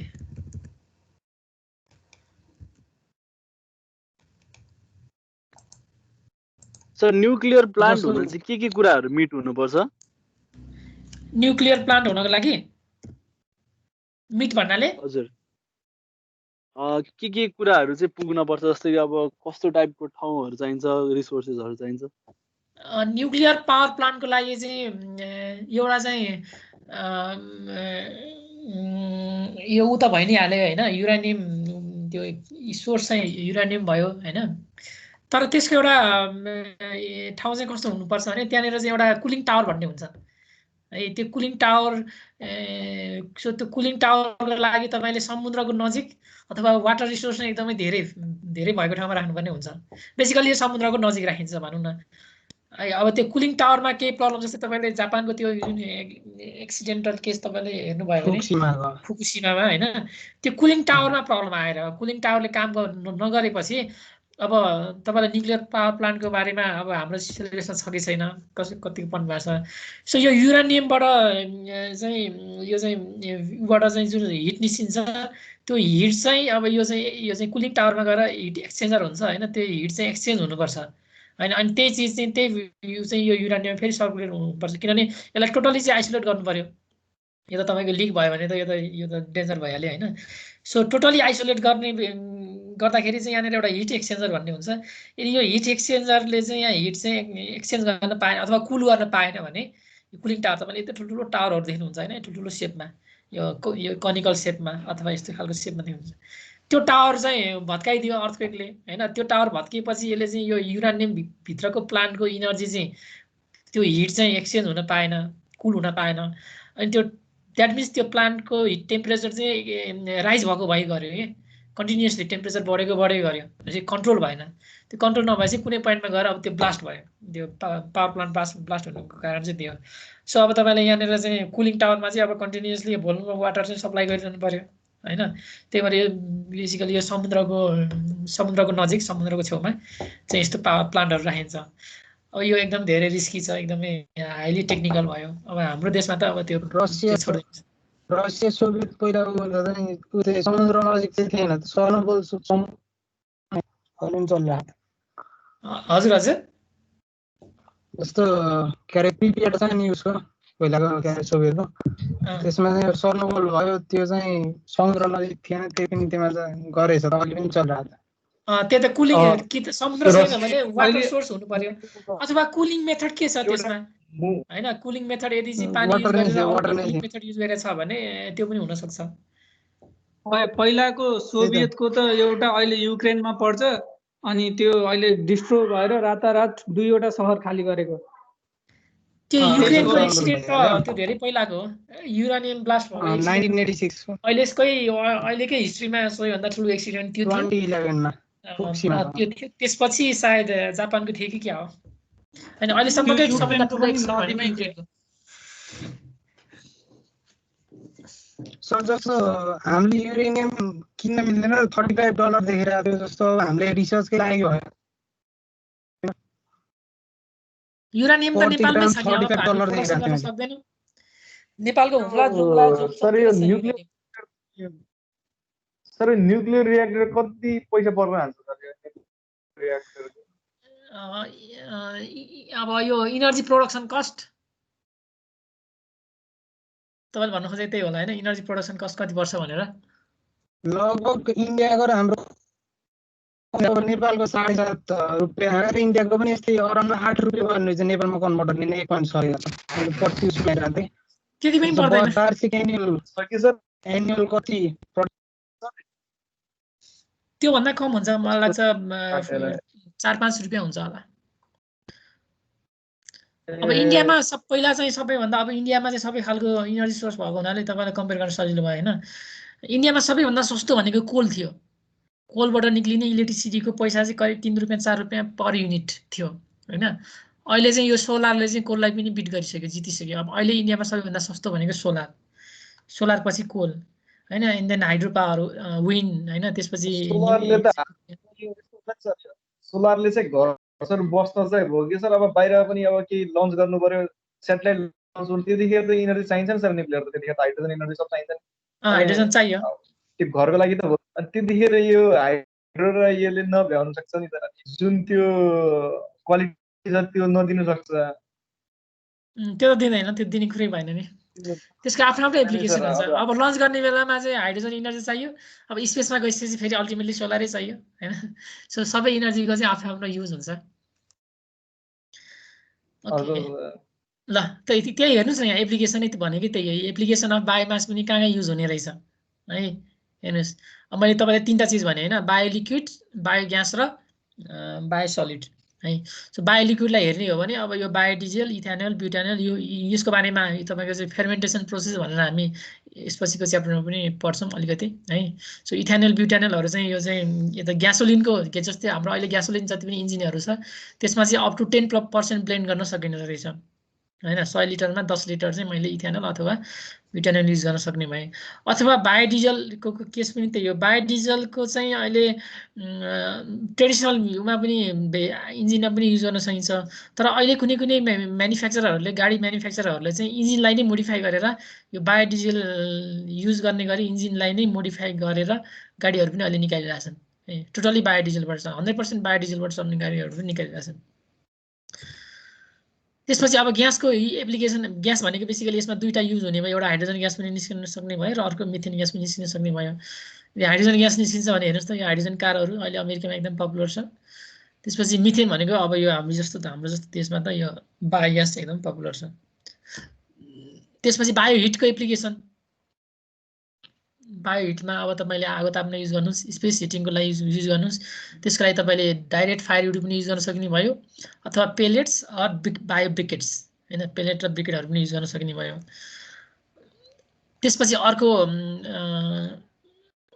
यो चाहिँ बेसिकली यो पेलेट र ब्रिकेट चाहिँ यो चाहिँ अलिकति प्रोसेसिङ गरेर बायोमासलाई प्रोसेसिङ गरेर बनाइन्छ र अलिकति त्योभन्दा सस्तोमा जाने हो भने एउटा वुड चिप्स पनि बनाउन सकिन्छ क्या। हेर्नुहोस् वुड चिप्सहरू चाहिँ यस्तो बोइलरहरूमा युज गर्न सकिन्छ है। मैले अस्ति भने नि तपाईँहरूलाई होइन, यो ब्रिकेटै किन बनाउनु पर्यो अथवा पेलेट चाहिँ किन बनाउनु पर्यो, यसको चाहिँ एडभान्टेज के हो भनेर मैले अस्ति भने। के हो र यसको एडभान्टेज ल भन्नुहोस् त। त्यो फ्युललाई पुरै राम्रोसँग बाल्न सकिन्छ सर, इनर्जी डेन्सिटी बढाउन सकिन्छ थोरै प्रोसेसिङ गरेर। कम्प्लिट कम्बुसन हुन्छ भन्नुको मतलब अब यसको चाहिँ CO2 इमिसन चाहिँ कम हुने भयो हैन। त्यसपछि यसको इनर्जी कन्टेन्ट चाहिँ हाई हुन्छ कन्भर्जन गरिसकेपछिको इनर्जी किनभने यो ब्रिकेट भन्नुहोस् पेलेट्स भन्नु यसलाई चाहिँ के भन्छ, it's the densification of biomass भन्छ कि। जस्तै अहिले मैले वुडको इनर्जी कन्टेन्ट देखाएँ नि होइन, त्यसलाई चाहिँ मैले डेन्सिफाई गर्ने हो भने, त्यसलाई डेन्सिफिकेसन गर्ने हो भने त्यसको अर्को फर्ममा कन्भर्ट हुन्छ जसको इनर्जी डेन्सिटी चाहिँ हाई हुन्छ। सो यो चाहिँ बायो ब्रिकेटको अर्को डेफिनेसन भनेको it is the densification of loose biomass. त्यसको सट्टामा वुड चिप्स युज गर्ने। अनि अर्को बेनिफिट के हो, दुईटा भयो। ट्रान्सपोर्ट गर्न सजिलो हुन्छ, बोक्न। एक्ज्याक्टली, ट्रान्सपोर्ट गर्न सजिलो हुन्छ। तीनटा। अर्को साइज पनि कम हुन्छ नि त, ट्रान्सपोर्टेसन गर्ने चाहिँ प्राइस कम हुने भयो। अनि अर्को स्पेस होइन, तपाईँले यो चाहिँ डिपार्टमेन्ट स्टोरमा भाटभटिमा किन्न पाउँछ यो पेलेट्स होइन, तपाईँ दाउरा बेच्नु र यो बेच्नुमा फरक पऱ्यो। अर्को इम्पोर्टेन्ट के भने स्टप के, यसलाई चाहिँ हामीले जस्तै अब तपाईँले दाउरा बाल्नको लागि यसको स्टपको डिजाइनै अब फरक हुने भयो। जस्तै गाउँघरमा युज हुने त्यो थ्री पिलरवाला हुन्छ नि, 3 लेग्सवाला जुन ट्रेडिसनल 3 खुट्टे स्टप होइन, त्यसमा चाहिँ तपाईँले अब दाउराहरू राखेर भरि राखेर चाहिँ युज गरिरहेको हुन्छन् होइन। अब यो चाहिँ यो पेलेटहरू डिजाइन गर्ने हो भने अथवा वुड चिप्सहरू बनाउने हो भने तपाईँले सानो सानो पोर्टेबल स्टोभ जुन चाहिँ यो चाहिँ अर्थक्वेक आउँदा अथवा अस्ति चाहिँ त्यो क्राइसिस आउँदाखेरि एइपिसीले चाहिँ यो चाहिँ लाखौँ यस्ता खालको स्टोभहरू चाहिँ बाँड्यो, सर्वसाधारणलाई बाँड्यो होइन। MICS भन्छ, मेटालिक इम्प्रुभ कुक स्टोभ। यदि फलामले बनेको भने मेटालिक भन्छ होइन। यदि अब माटोको पनि त्यस्तो खालको सुधारिएको चुलो हुन्छ त्यसलाई चाहिँ ICS भन्छ, इम्प्रुभ कुक स्टोभ भन्छ। सो बेसिकली यो मेटालिक इम्प्रुभ कुक स्टोभ यो चाहिँ पोर्टेबल हुन्छ, सानो हुन्छ, हामीले घरहरूमा युज गर्न सजिलो हुन्छ र त्यसको त्यो चुलोको इफिसियन्सी पनि हाई हुन्छ। अब कसरी डिजाइन गर्ने भन्ने कुरामा डिपेन्ड गर्छ होइन। हामीले जस्तै ट्रेडिसनली युज हुने त्यो 3 खुट्टे चुलोको इफिसियन्सी लेट से धेरै त हुँदैन, त्यसको चाहिँ 5 देखि 7% हुन्छ होइन। द्याट मिन्स तपाईँले 95% इनर्जी चाहिँ लस हुन्छ। तपाईँले एक भारी दाउरा लिएर युज गर्नुहुन्छ त्यस्तो चुलो भने 95% सबै लस हुन्छ। तपाईँले यो अल्टिमेटली युज गर्ने भनेको 5% मात्र हो। अनि त्यो दाउरा कसरी कलेक्सन हुँदो रहेछ अघि मैले देखाएँ नि होइन, त त्यस्तो ज्यान हत्केलामा राखेर त्यसरी कलेक्सन गरेको दाउरा गाउँघरमा 95% चाहिँ सबै लस हुन्छ चुलोको कारणले गर्दाखेरि है। कि त त्यसलाई यो वुड चिपमा कन्भर्ट गरेर यस्तो खालको आधुनिक चुलोमा बाल्नु पर्यो, त्यो 3 खुट्टे चुलोले त बर्बाद गर्छ। त्यो नेपालमा धेरै भन्नुभएको त्यो भुसे चुलो भन्नुभयो र होइन क्या, गाउँघरमा चाहिँ कस्तो खालको चुलो हुन्छ भने नि एउटा भुसे चुलो के अरे भन्ने हुन्छ नि एउटा भुसे चुलो पनि अलिकति मोडर्न नै हो। गाउँघरमा चाहिँ यस्तो खालको हुन्छ क्या, यो अदाने भन्छ होइन, यस्तो खालको यताबाट पनि दाउरा हालेछ, यताबाट पनि दाउरा हालेछ, यताबाट दाउरा हालेछ, यो ओपन भयो कि हिट जति सबै यो बाहिरतिर जाने भयो। तपाईँले हेर्नुहोस् न, यो जस्तै तपाईँले भाँडा राख्नुहोस् यो वरिपरि पुरै यो होइन बलेर पुरै यो हुन्छ होइन, यस्तो खालको चुलो चाहिँ पाउँछ। त्यसको चाहिँ इफिसियन्सी एकदमै कम हुन्छ है। त्यसको सट्टामा यस्तो यो चाहिँ मेटालिक ICS अथवा गाउँघरमा पनि माटोको सुधारिएको चुलो हुन्छ होइन। हेर्नुहोस् त कस्तो हुन्छ भने त्यसको बेसिकली सेप चाहिँ सबैले यस्तो खालको हुन्छ होइन। यहाँ पनि भाँडा राख्न मिल्ने हुन्छ। त्यसपछि यहाँ एउटा पाइप लगेर यो एक्जस्टको लागि घरको बाहिरबाट लगेर एउटा गरे हुन्छ। तपाईँले दाउरा चाहिँ यहाँनिर हाल्नुहोस् होइन, त्यसपछि यो आगोले गर्दा यताको साइडमा यहाँ अर्को भाँडा राख्नुहोस्, यहाँ अर्को भाँडा राख्नुहोस् होइन। एक ठाउँमा दाउरा हाल्ने, त्यसपछि 3 ठाउँमा प्यारलली पकाउनु, यस्तो खालको पनि हुन्छ। हजुर सर, हजुर तर यो सुधारिएको चुलो भन्नलाई मात्र हो सर, हामीले यो युज गर्छौँ तर त्यसको धुवा मात्र बढी हामीतिरै फर्किन्छ, उता माथि एक्जस्टतिर नगएर प्लस आगो पनि एकदम कम बोल्छ अनि एरिया अफ हिटिङ त्यो कुकरहरुकोमा एकदम थोरै एरियामा पर्छ अनि पाक्दा नि पाक्दैन छिटो सर त्यो डिजाइन अनुसार पनि हुन्छ हैन अब त्यो एबीसी ले एउटा गाइडलाइन बनाएको छ कसरी डिजाइन गर्ने भनेर चाइनिज तिम्रो त चाइनिज चुलो हो के विजय यस्तै गाउँमा कस्तो प्रोजेक्ट आउँछ र प्राइभेट कम्पनी थोरै गर्छ त्यही सरकारी प्रोजेक्ट आउने हो हामीले युज गरे हो नि त म युज गरेर मैले त्यो गर्न सक्छु कि सर मैले पनि धेरै हाम्रैतिर पनि पहिला चाहिँ यस्तो खालको प्रमोसन नपाक्ने भएर हामी धेरै जसोले अर्को चुलोमै पकाउँछन् कि पाक्दैन ढिलो पाक्छ भन्छन् कि यस्तो कमेन्ट छ अनि सबैले भत्काएर मैले आफैले देखेको छु मेरो आफ्नै गाउँतिर पनि पहिला चाहिँ एपीसी ले यस्तो खालको प्रमोट गरेको थियो त्यसपछि मान्छेले युज गरे एक त युज टु भएन हैन युज गर्न गाह्रो भयो अब हाम्रो गाउँतिर भात पकाउने मैले भने नि यो ऐनाभरि दाउरा हाल्नुपर्छ त्यसपछि जाडोमा मजाले हैन आगो ताप्दै पकाउँदै गर्नुपर्ने वरिपरि मान्छे बस्नुपर्ने हैन आगो ताप्ने गफ गर्ने त्यस्तो खालको ट्रेडिसन छ अब त्यसलाई अब सुधारीको चुलोहरू गरेपछि अब त्यो सबै चिज नहुने भयो एक त युज टु भएन काम गर्न पनि अप्ठ्यारो हुन सक्छ सुरुमा अब उसले भने जस्तो हिटै नपुग्न पनि सक्छ खाना ढिलो पाक्ने त्यस्तो के अब त्यो यसमा डिजाइन पनि हुनसक्छ है कतिको चाहिँ पर्फेक्ट डिजाइन छ अब एपीसी ले गाइडलाइन त दिएको छ एउटा डिजाइन अब कम्पनीले गएर बनाउँछ अब बनाउने मान्छेले अब कसरी बनायो अब अथवा त्यो बनाउने मान्छेलाई ट्रेनिङ दिँदा कसरी दियो भन्ने कुरा सबै कुराले चाहिँ त्यसमा प्ले गर्छ तर त्यो प्रोजेक्ट चाहिँ राम्रै प्रोजेक्ट हो अहिले करिब सुधारिएको चुलो भनेर नेपालमा चाहिँ एपीसी ले मात्र बाँडेको करिब 12 लाखवटा छ हेर्नुहोस् है नेपालमा करिब 12 लाखवटा सुधारिएको चुलो चाहिँ वैकल्पिक ऊर्जाले चाहिँ बाँडेको छ यसमा चाहिँ त्यो मेटालिकवाला पोर्टेबल मेटालिकवाला पनि पर्यो त्यसपछि त्यो माटोको त्यो सुधारिएको पनि पर्यो है सबभन्दा धेरै रिन्युएबल एनर्जी युज गरेको भनेको चाहिँ यही नै हो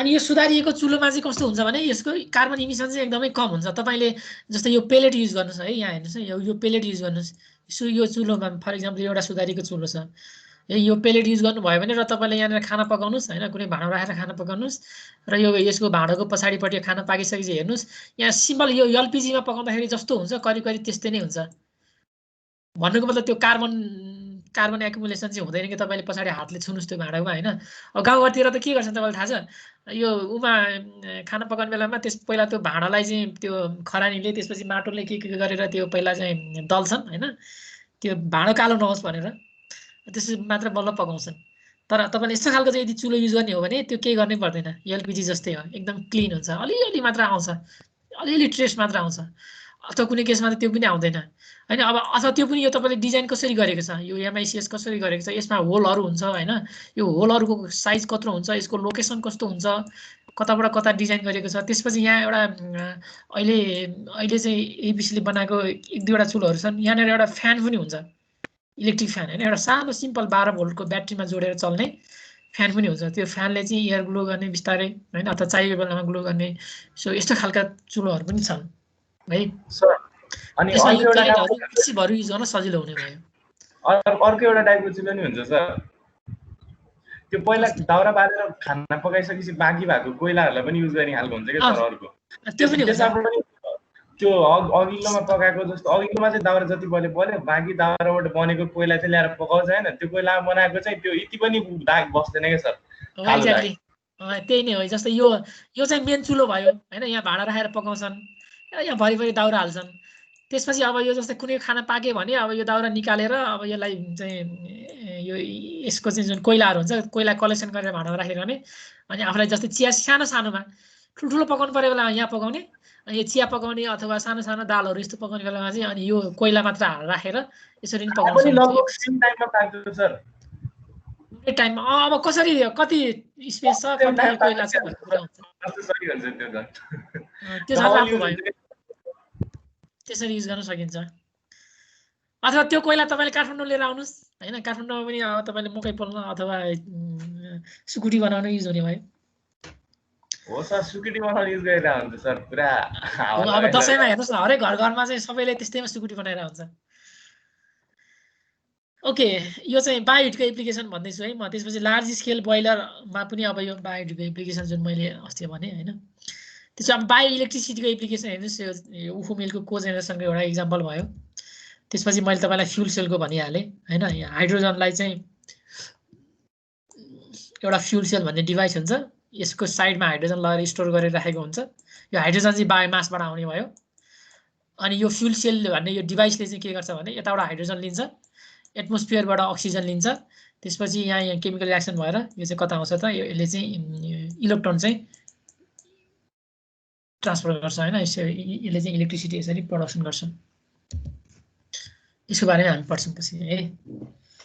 ओके, अब यति भइसकेपछि अब हामी अल्टिमेटली हामीले पढ्ने भनेको तपाईँको अहिलेसम्म चाहिँ मैले सबै इन्ट्रोडक्सन पार्टहरू कभर गरेँ हैन। अब मेन पढ्ने भनेको बायोग्यास हेर्नुहोस् अथवा बायोकेमिकल कन्भर्जन प्रोसेस। यो बायोकेमिकल कन्भर्जन प्रोसेसमा बेसिकली दुईटा छ हैन। दुईटामा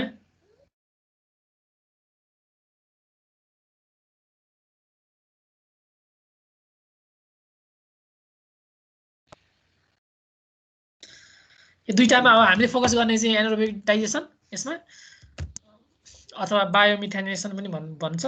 अर्को फेर्मेन्टेसन भनेको यो चाहिँ रक्सी कसरी बनाउने भन्ने कुरा भयो हैन। ओके, सो एनारोबिक डाइजेसन भनेको के भन्दा अस्ति पनि मैले भने use of microorganism in oxygen free environment in the absence of oxygen. यो एनारोबिकको मिनिङ नै के हो त, absence of oxygen. So oxygen free इन्भाइरोमेन्टमा हामीले चाहिँ माइक्रो अर्गानिजम युज गरेर हाम्रो अर्ग्यानिक मेटेरियललाई हामी यदि डिकम्पोज गर्छौँ, ब्रेक गर्छौँ भने यसलाई चाहिँ एनारोबिक डाइजेसन भन्छ। डाइजेसन भनेको कुआउने, कुआउने कसरी कुआउने भन्दा अक्सिजनको एब्सेन्समा यसलाई कुआउने। सो अक्सिजन भएन भने कुआउन चाहिँ सजिलो हुन्छ, साह्रै हुन्छ। So widely use for the production of methane and carbon rich biogas. यो भनेकै बेसिकली अब बायोग्यास नै भनेर बुझ्नुहोस् तपाईँहरूले हैन। यस्तो खालको रेजिड्यूहरू युज गरेर बायोग्यास बनाउनको लागि चाहिँ अब ओके, अब हामी चाहिँ बायोग्यास प्लान्टभित्र छिरौँ है। हेर्नुहोस् अब के हुन्छ, यो इमेजलाई तपाईँकोले चाहिँ क्याप्चर गरिहाल्नुहोस्, म्याडमा क्याप्चर गरिहाल्नुहोस्। सो अर्ग्यानिक वेस्ट यताबाट आउने भयो। यो वेस्टलाई चाहिँ मैले प्रिपेयर गर्नु पर्यो है। जस्तै अघि मैले एमएसडब्ल्यूको केसमा हो भने यो अर्ग्यानिक वेस्टलाई चाहिँ अब जस्तै पेपर चाहिँ यो एउटा टाइपमा जान सक्ने भयो, पेपर एउटा टाइपमा जान सक्ने भयो हैन। Food item, food waste item चाहिँ अर्को टाइपमा जान सक्ने भयो। सो यसरी चाहिँ कुन वेस्ट हो भनेर अलिकति सेग्रिगेट गर्नुपर्ने हुन्छ है। अर्ग्यानिक वेस्टलाई पनि प्रिपेयर गर्नुपर्ने हुन्छ है। त्यसपछि अब यो प्रिपेयर भइसकेपछि अब मैले यहाँ हेर्नुहोस् त बायोग्यास प्लान्ट छ यहाँ, एनारोबिक डाइजेसन अथवा यसलाई हामी ओभरअलमा डाइजेस्टर भन्छौँ।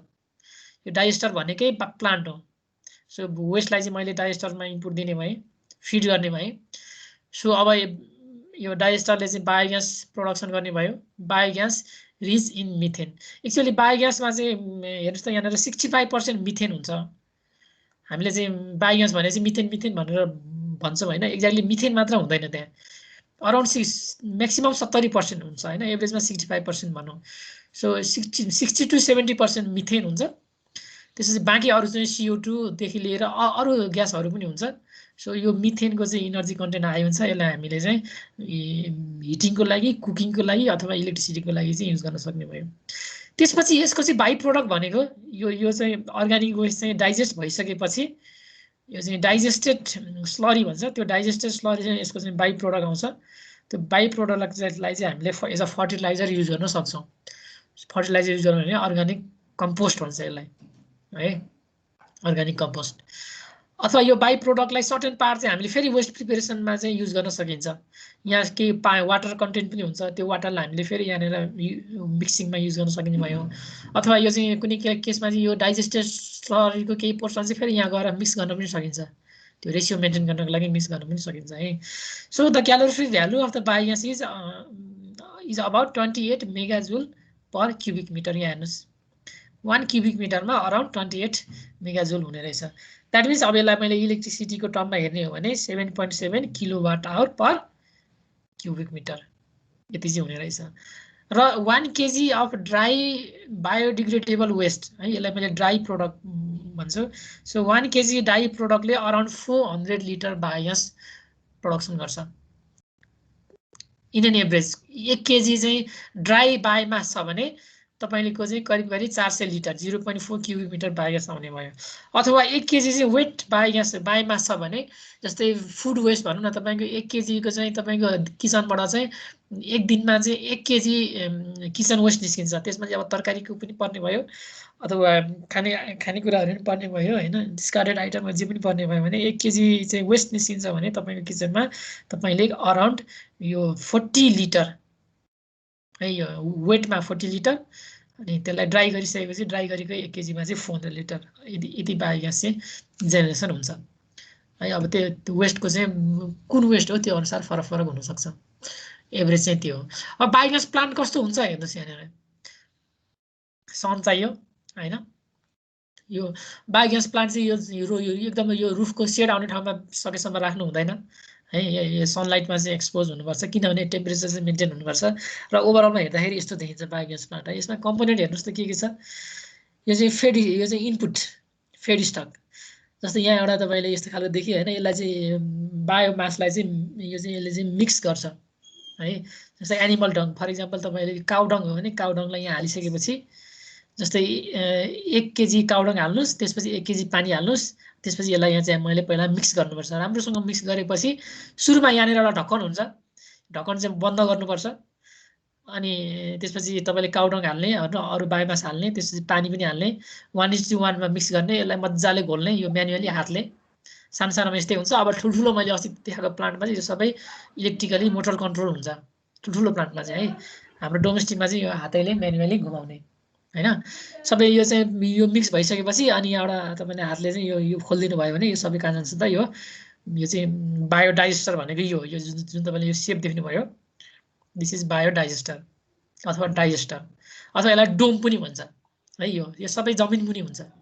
यो एउटा जमिनमाथि हुन्छ, त्यसपछि यो ग्यास आउटलेट एउटा जमिनमाथि हुन्छ, त्यसपछि यसको यो माथिको पार्ट अलिकति जमिनमा माथि हुन्छ, बाँकी सबै के हो त जमिन मुनि नै हुन्छ। तपाईँले यसको माथि चाहिँ तरकारी खेतीपाती पनि गर्न सक्नुहुन्छ है। त्यसपछि अब हेर्नुहोस् यहाँनिर मान्नु फेड स्टक आयो, यसलाई बायोस्लरी आयो होइन, यहाँनिर स्टोर भएर बस्ने भयो। त्यसपछि अब यहाँनिर डिफ्रेन्ट प्रोसेस हुन्छ। यहाँनिर 3 to 4 स्टेज हुन्छ। यो स्लरी चाहिँ यो फेड स्टक चाहिँ ग्यासमा कन्भर्जन हुने 3 देखि 4 स्टेप बाई स्टेप हुन्छ। हरेक दिनको टाइम अनुसारको स्टेप हुन्छ। त्यो स्टेपको बारेमा म अहिले भनौँ न है। त्यसपछि यहाँ ग्यास प्रोडक्सन हुने भयो। हेर्नुहोस् यहाँनिर मिथेन र यो कार्बन डाइअक्साइड हाइड्रोजन अरू ग्यासहरू पनि हुन्छ। सो ओभरअलमा हामी यसलाई बायोग्यास भन्छौँ। सो ग्यासहरू चाहिँ यो चाहिँ यस्तो खालको होइन, यो चाहिँ स्पेरिकल सेप बनाउनुको कारण त्यही हो होइन। यो स्पेरिकल सेप हुन्छ। ग्यासहरू चाहिँ यहाँनिर माथिपट्टि स्टोर भएर बस्छ। यसलाई मैले यसरी अब युज गर्न सक्ने भएँ। अब यसको प्रिन्सिपल के भने यसरी ग्यास चाहिँ अब एकुमुलेसन हुँदै जान्छ, यहाँ ग्यास हुँदै जान्छ। यदि मैले यो ग्यास चाहिँ युज गरेन भने यहाँ त अब ग्यास प्रोडक्सन त भइ नै रहन्छ भनेपछि यहाँनिर धेरै ग्यास स्टोर हुन थाल्छ। यो ग्यासको प्रेसरले गर्दाखेरि यसलाई चाहिँ के गर्छ त प्रेस गर्छ। यसले यो स्लरीलाई चाहिँ तलतिर प्रेस गर्छ। सो तलतिर प्रेस गरेपछि अनि यो तपाईँको यो डाइजेस्टेड भएको स्लरी चाहिँ कतातिर जान्छ त यसरी तलतिर हाम्रो चाहिँ यो स्लरी आउटलेट हुन्छ, यो बाहिरतिर निस्किन्छ। यसलाई नै हामी के भन्छौँ त, यो चाहिँ अर्ग्यानिक फर्टिलाइजरमा युज हुने भनेको यही नै हो, बायोस्लरी होइन, डाइजेस्टेड स्लरी। यो एउटा स्टोर गर्ने एउटा खाल्डो हुन्छ। यो खाल्डो भरिएपछि म्यानुअली तपाईँले यसलाई उठाएर अन्त राख्नुपर्ने हुन्छ अथवा युज गर्नुपर्ने हुन्छ भनौँ न। अब जब यहाँ ग्यास कम हुन्छ तबसम्म स्लरीले चाहिँ यो पुरै भरिन्छ, यहाँनिर निस्किँदैन। अनि ग्यास स्टोर हुँदै गएपछि जस्तै यहाँ ग्यास छ, बायोग्यास प्लान्टमा ग्यास छ कि छैन भन्ने कुरा तपाईँले यहाँ हेरेर पनि थाहा हुन्छ है। यदि तपाईँले यहाँ बायोग्यास यो तपाईँको इनपुट चाहिँ कम भयो मानौँ, तपाईँको ग्यास युज चाहिँ एकदमै धेरै भयो भने यहाँनिर ग्यास स्टोर कम हुने भयो। त्यो केसमा तपाईँको यहाँ आउटपुटमा केही पनि आउँदैन होइन, यहाँ स्लरी चाहिँ निस्किँदैन। तर अब यदि ब्यालेन्स छ भने जस्तो तपाईँले आज गोबर हाल्नुभयो होइन, त्यसपछि यहाँ अलरेडी ग्यास छ भने भोलिपल्ट यो चाहिँ सर्टेन पोर्सन चाहिँ यतातिर बाहिर निस्किहाल्छ। भनेपछि ग्यास कति छ भन्ने कुरा यहाँनिर प्रेसर गज राखे पनि हुनसक्छ। अब यो राख्यो भने फेरि अलिकति यसको एक्सपेन्सिभ हुने भयो होइन। तर बेसिकली यो डोमेस्टिकमा राख्दैन। कसरी थाहा पाउने त ग्यास छ कि छैन भन्ने कुरा चाहिँ यो हेरेर थाहा पाउने हो। यो निस्किन्छ भने ग्यास छ भनेर बुझ्नु पऱ्यो, यदि निस्किँदैन भने ग्यास चाहिँ छैन भनेर बुझ्नु पऱ्यो। तपाईँले त्यही अनुसार चाहिँ युज गर्ने नगर्ने कन्ट्रोल गर्नु पऱ्यो है। सो ओभरअलमा बायोग्यास भनेको यही नै हो। अब यो भित्रको टेम्परेचर चाहिँ अराउन्ड 25 देखि 30 डिग्री सेन्टिग्रेड चाहिँ मेन्टेन गर्नुपर्ने हुन्छ। त्यही भएर अब यो चिसो जहाँनिर चिसो हुन्छ त्यहाँनिर चाहिँ त्यही भएर यो काठमाडौँ जस्तो ठाउँमा अथवा पहाड जस्तो ठाउँमा चाहिँ चिसो ठाउँमा चाहिँ यो त्यति युज भएको छैन यो धेरै पपुलर कहाँ छ त भन्दा तराई रिजनमा छ। जहाँनिर गर्मी हुन्छ। युरोपतिर चाहिँ चिसो हुन्छ, त्यही भएर त्यहाँ बायोग्यासको ग्यास इल्ड नै प्रोडक्सन एकदमै कम हुन्छ, त्यति धेरै युज गर्दैन। हजुर हाम्रो घरमा नि थियो सर यो पहिला, यसले लास्टै दुःख दिएछ हाम्रो घरमा कुन ठाउँमा छ पुरा त्यो के भन्छ त्यो तपाईको ठाउँ भन्नुस् त चितवन हो सर। चितवनमा ओके। के दुःख दियो भन्नुस् त ल। यो सर हैन त्यो बनाउने मान्छेले त्यो कस्तो ठाउँमा बनाइदियो भन्दाखेरि हैन त्यो सेड आउने ठाउँमा बनाइदियो हैन। अनि अर्को कुरो अब त्यो गाईको गोठ पछाडि अनि नजिकै टावा पनि थियो के सर। अब गाईको गोठ चाहिँ टावा पनि त त्यही हुन्छ नि हैन। अनि टावाले नि फ्याक्दिने, अर्कोबाट नि सेड आउने गर्दाखेरि त्यो डोममा पुग्दैन हैन। अनि अर्को त त्यो खै के मिलायो नि त्यो मान्छेले, त्यो उसको डेप्थहरु यताउता के बिगार्यो त्यो मान्छेले हैन, बनाउने मान्छेले। अनि अर्को कुरो फेरि अनि यो पाइपलाइन छैन त्यो भान्सासम्म पुग्ने, कति लामो थियो कि त्यो पाइपलाइन। अनि त्यहाँ बनेको ग्यास पनि राम्रोसँग पुग्थेन क्या उहाँसम्म। अनि त्यही कारणले गर्दाखेरि यसले धेरै दुःख दिएको छ सर। तपाईको प्रब्लम सबै यसमा एड्रेस हुन्छ, के हुनु पर्थ्यो हैन, तपाईको के भयो भन्ने कुरा अब तपाईलाई थाहा हुन्छ बिस्तारै है। नेक्स्ट स्लाइडमा जाउँ। हाम्रो पनि 6 मिटर क्युबको। यो धेरै छ यो गाउँ। मैले भने नि यो करिब चाहिँ 7-8 लाख छ अहिले आजको डेटमा। एपिसीले मात्र प्रमोट गरेको 7 देखि 8 लाख छ हैन। अब सबै फङ्सनिङ त नहोला, अब कुनै चाहिँ अब बिग्री पनि सक्यो होला हैन। यसको चाहिँ 20-25 वर्षको हुन्छ लाइफ। त्यसपछि एपिसी बाहेकका अरू पनि एनजिओ आइएनजिओहरूले अरूहरूले पनि यो बायोग्यासहरू चाहिँ प्रमोट गरिरहेछ। सो सबैलाई जोड्ने हो भने करिब नेपालभरि चाहिँ मेरो माइन्डमा चाहिँ करिब 10 लाख समथिङ चाहिँ हुनुपर्छ यो यस्तो प्लान्टहरु चाहिँ सर यस्तो टाइपको ग्यासहरु हैन। अनि टन्नै चलेको पनि छ के। हाम्रो चाहिँ के मिलेन, अनि त्यहाँबाट सबै बिग्रियो कि। अनि पछि भत्काउनु नै पर्यो, त्यो भत्काएर पुग्दैको। अनि सर पछि अरूको त चलिरहेको छ सर, टन्नै 8-10 वर्ष भइसकेको छ हैन। अझै बढी भयो होला त्यसमा। चल्छ 20-25 वर्ष चल्छ। मेरो घरमा पनि थियो अराउन्ड 20 वर्ष चलेर अहिले चाहिँ बन्द भयो भनौँ न। अब अहिले त इलेक्ट्रिसिटी पनि अब एक्सेस नै भयो, लोड सेडिङ नहुने भइसकेपछि मान्छेहरूले चाहिँ इलेक्ट्रिसिटी युज गर्न थाले, त्यही भएर यो त्यति ध्यानै गएन यतातिर। खाना पकाउनलाई सर डाइरेक्टली इलेक्ट्रिसिटी अझै गाउँमा त्यस्तो विधि युज गर्दैन सर। अझै पनि त्यो ग्यास युज गरिरहेको हेर्नु त 8 देखि 10 क्युबिक। अब यो हाम्रो डोमेस्टिकमा युज हुने चाहिँ आइदर 4 घनमिटरको अथवा 6 घनमिटरको है, 4 क्युबिक मिटर अथवा 10 क्युबिक मिटरको यो एपिसीले प्रमोट गर्ने चाहिँ प्राय 6 अथवा 4 को हुन्छ। अरूले प्रमोट गर्ने चाहिँ 10 को पनि हुन सक्छ हैन। अरू कम्पनीहरूले प्रमोट गरेको, एनजिओहरूले प्रमोट गरेको। हेर्नुस् त यहाँनिर 8 देखि 10 cubic metre biogas plant produce around 1.5 to 2 cubic metre gas. हेर्नुस् यहाँनिर भोल्युम हेर्नुस् त, यो चाहिँ बायोडाइजेस्टरको भोल्युम है। यो जस्तै यहाँ तपाईले यो मैले पुरै एरिया देखाएँ नि, यो डाइजेस्टर भन्छ हैन। यो डाइजेस्टरको भोल्युम भनेको 8 देखि कत्रो साइज, बायोग्यासको साइज कत्रो भनेपछि यसको भोल्युम हेर्नु पर्यो। यो भोल्युम जत्रो हो बायोग्यास पनि त्यही नै हो। 4 क्युबिक मिटरको बायोग्यास, 4 घनमिटरको बायोग्यास भन्नुको मतलब यो स्पेरिकल सेपको प्लस यो सेपको गरेर यसको टोटल भोल्युम जति हुन्छ त्यही नै हो। सो 8 देखि 10 क्युबिक मिटरको biogas plant produce around 1.5 to 2.5 cubic metre gas पनि आउने भयो, प्लस यो सँगसँगै यतातिर स्लरी पनि आउने भयो हैन। सो अराउन्ड 100 लिटर चाहिँ डाइजेस्टेड स्लरी आउने रहेछ पर डे है। अनि त्यो केसमा तपाईले 3वटादेखि 5वटा क्याटल हेड हैन, गाई भैँसी, अथवा 8 देखि 12वटा सुँगुर पिग्स हैन युज गर्न सकिने रहेछ। अनि 3 देखि 5वटा गाई छ भने यो साइजको बायोग्यास, त्यसपछि यो इनर्जी इल्ड हुने गरी हामीले युज गर्न सकिने रहेछ। र अब यो बेसिकली पहिला चाहिँ मान्छेले टोयलेट अट्याच गर्न, बायोग्यासमा टोयलेट अट्याच गर्न भनेपछि यो ग्यास हैन, यो ग्यास लगाएर खाना पकाउनु पर्ने, धेरै गाह्रो भयो मान्छेहरूलाई कन्भिन्स गर्न हैन। यो टोयलेट चाहिँ अट्याच भयो। यो युज गर्दाखेरि के सर लास्टै अर्कै स्मेल आउँछ सर पुरै घरमै। नो त्यहाँ चान्सै छैन।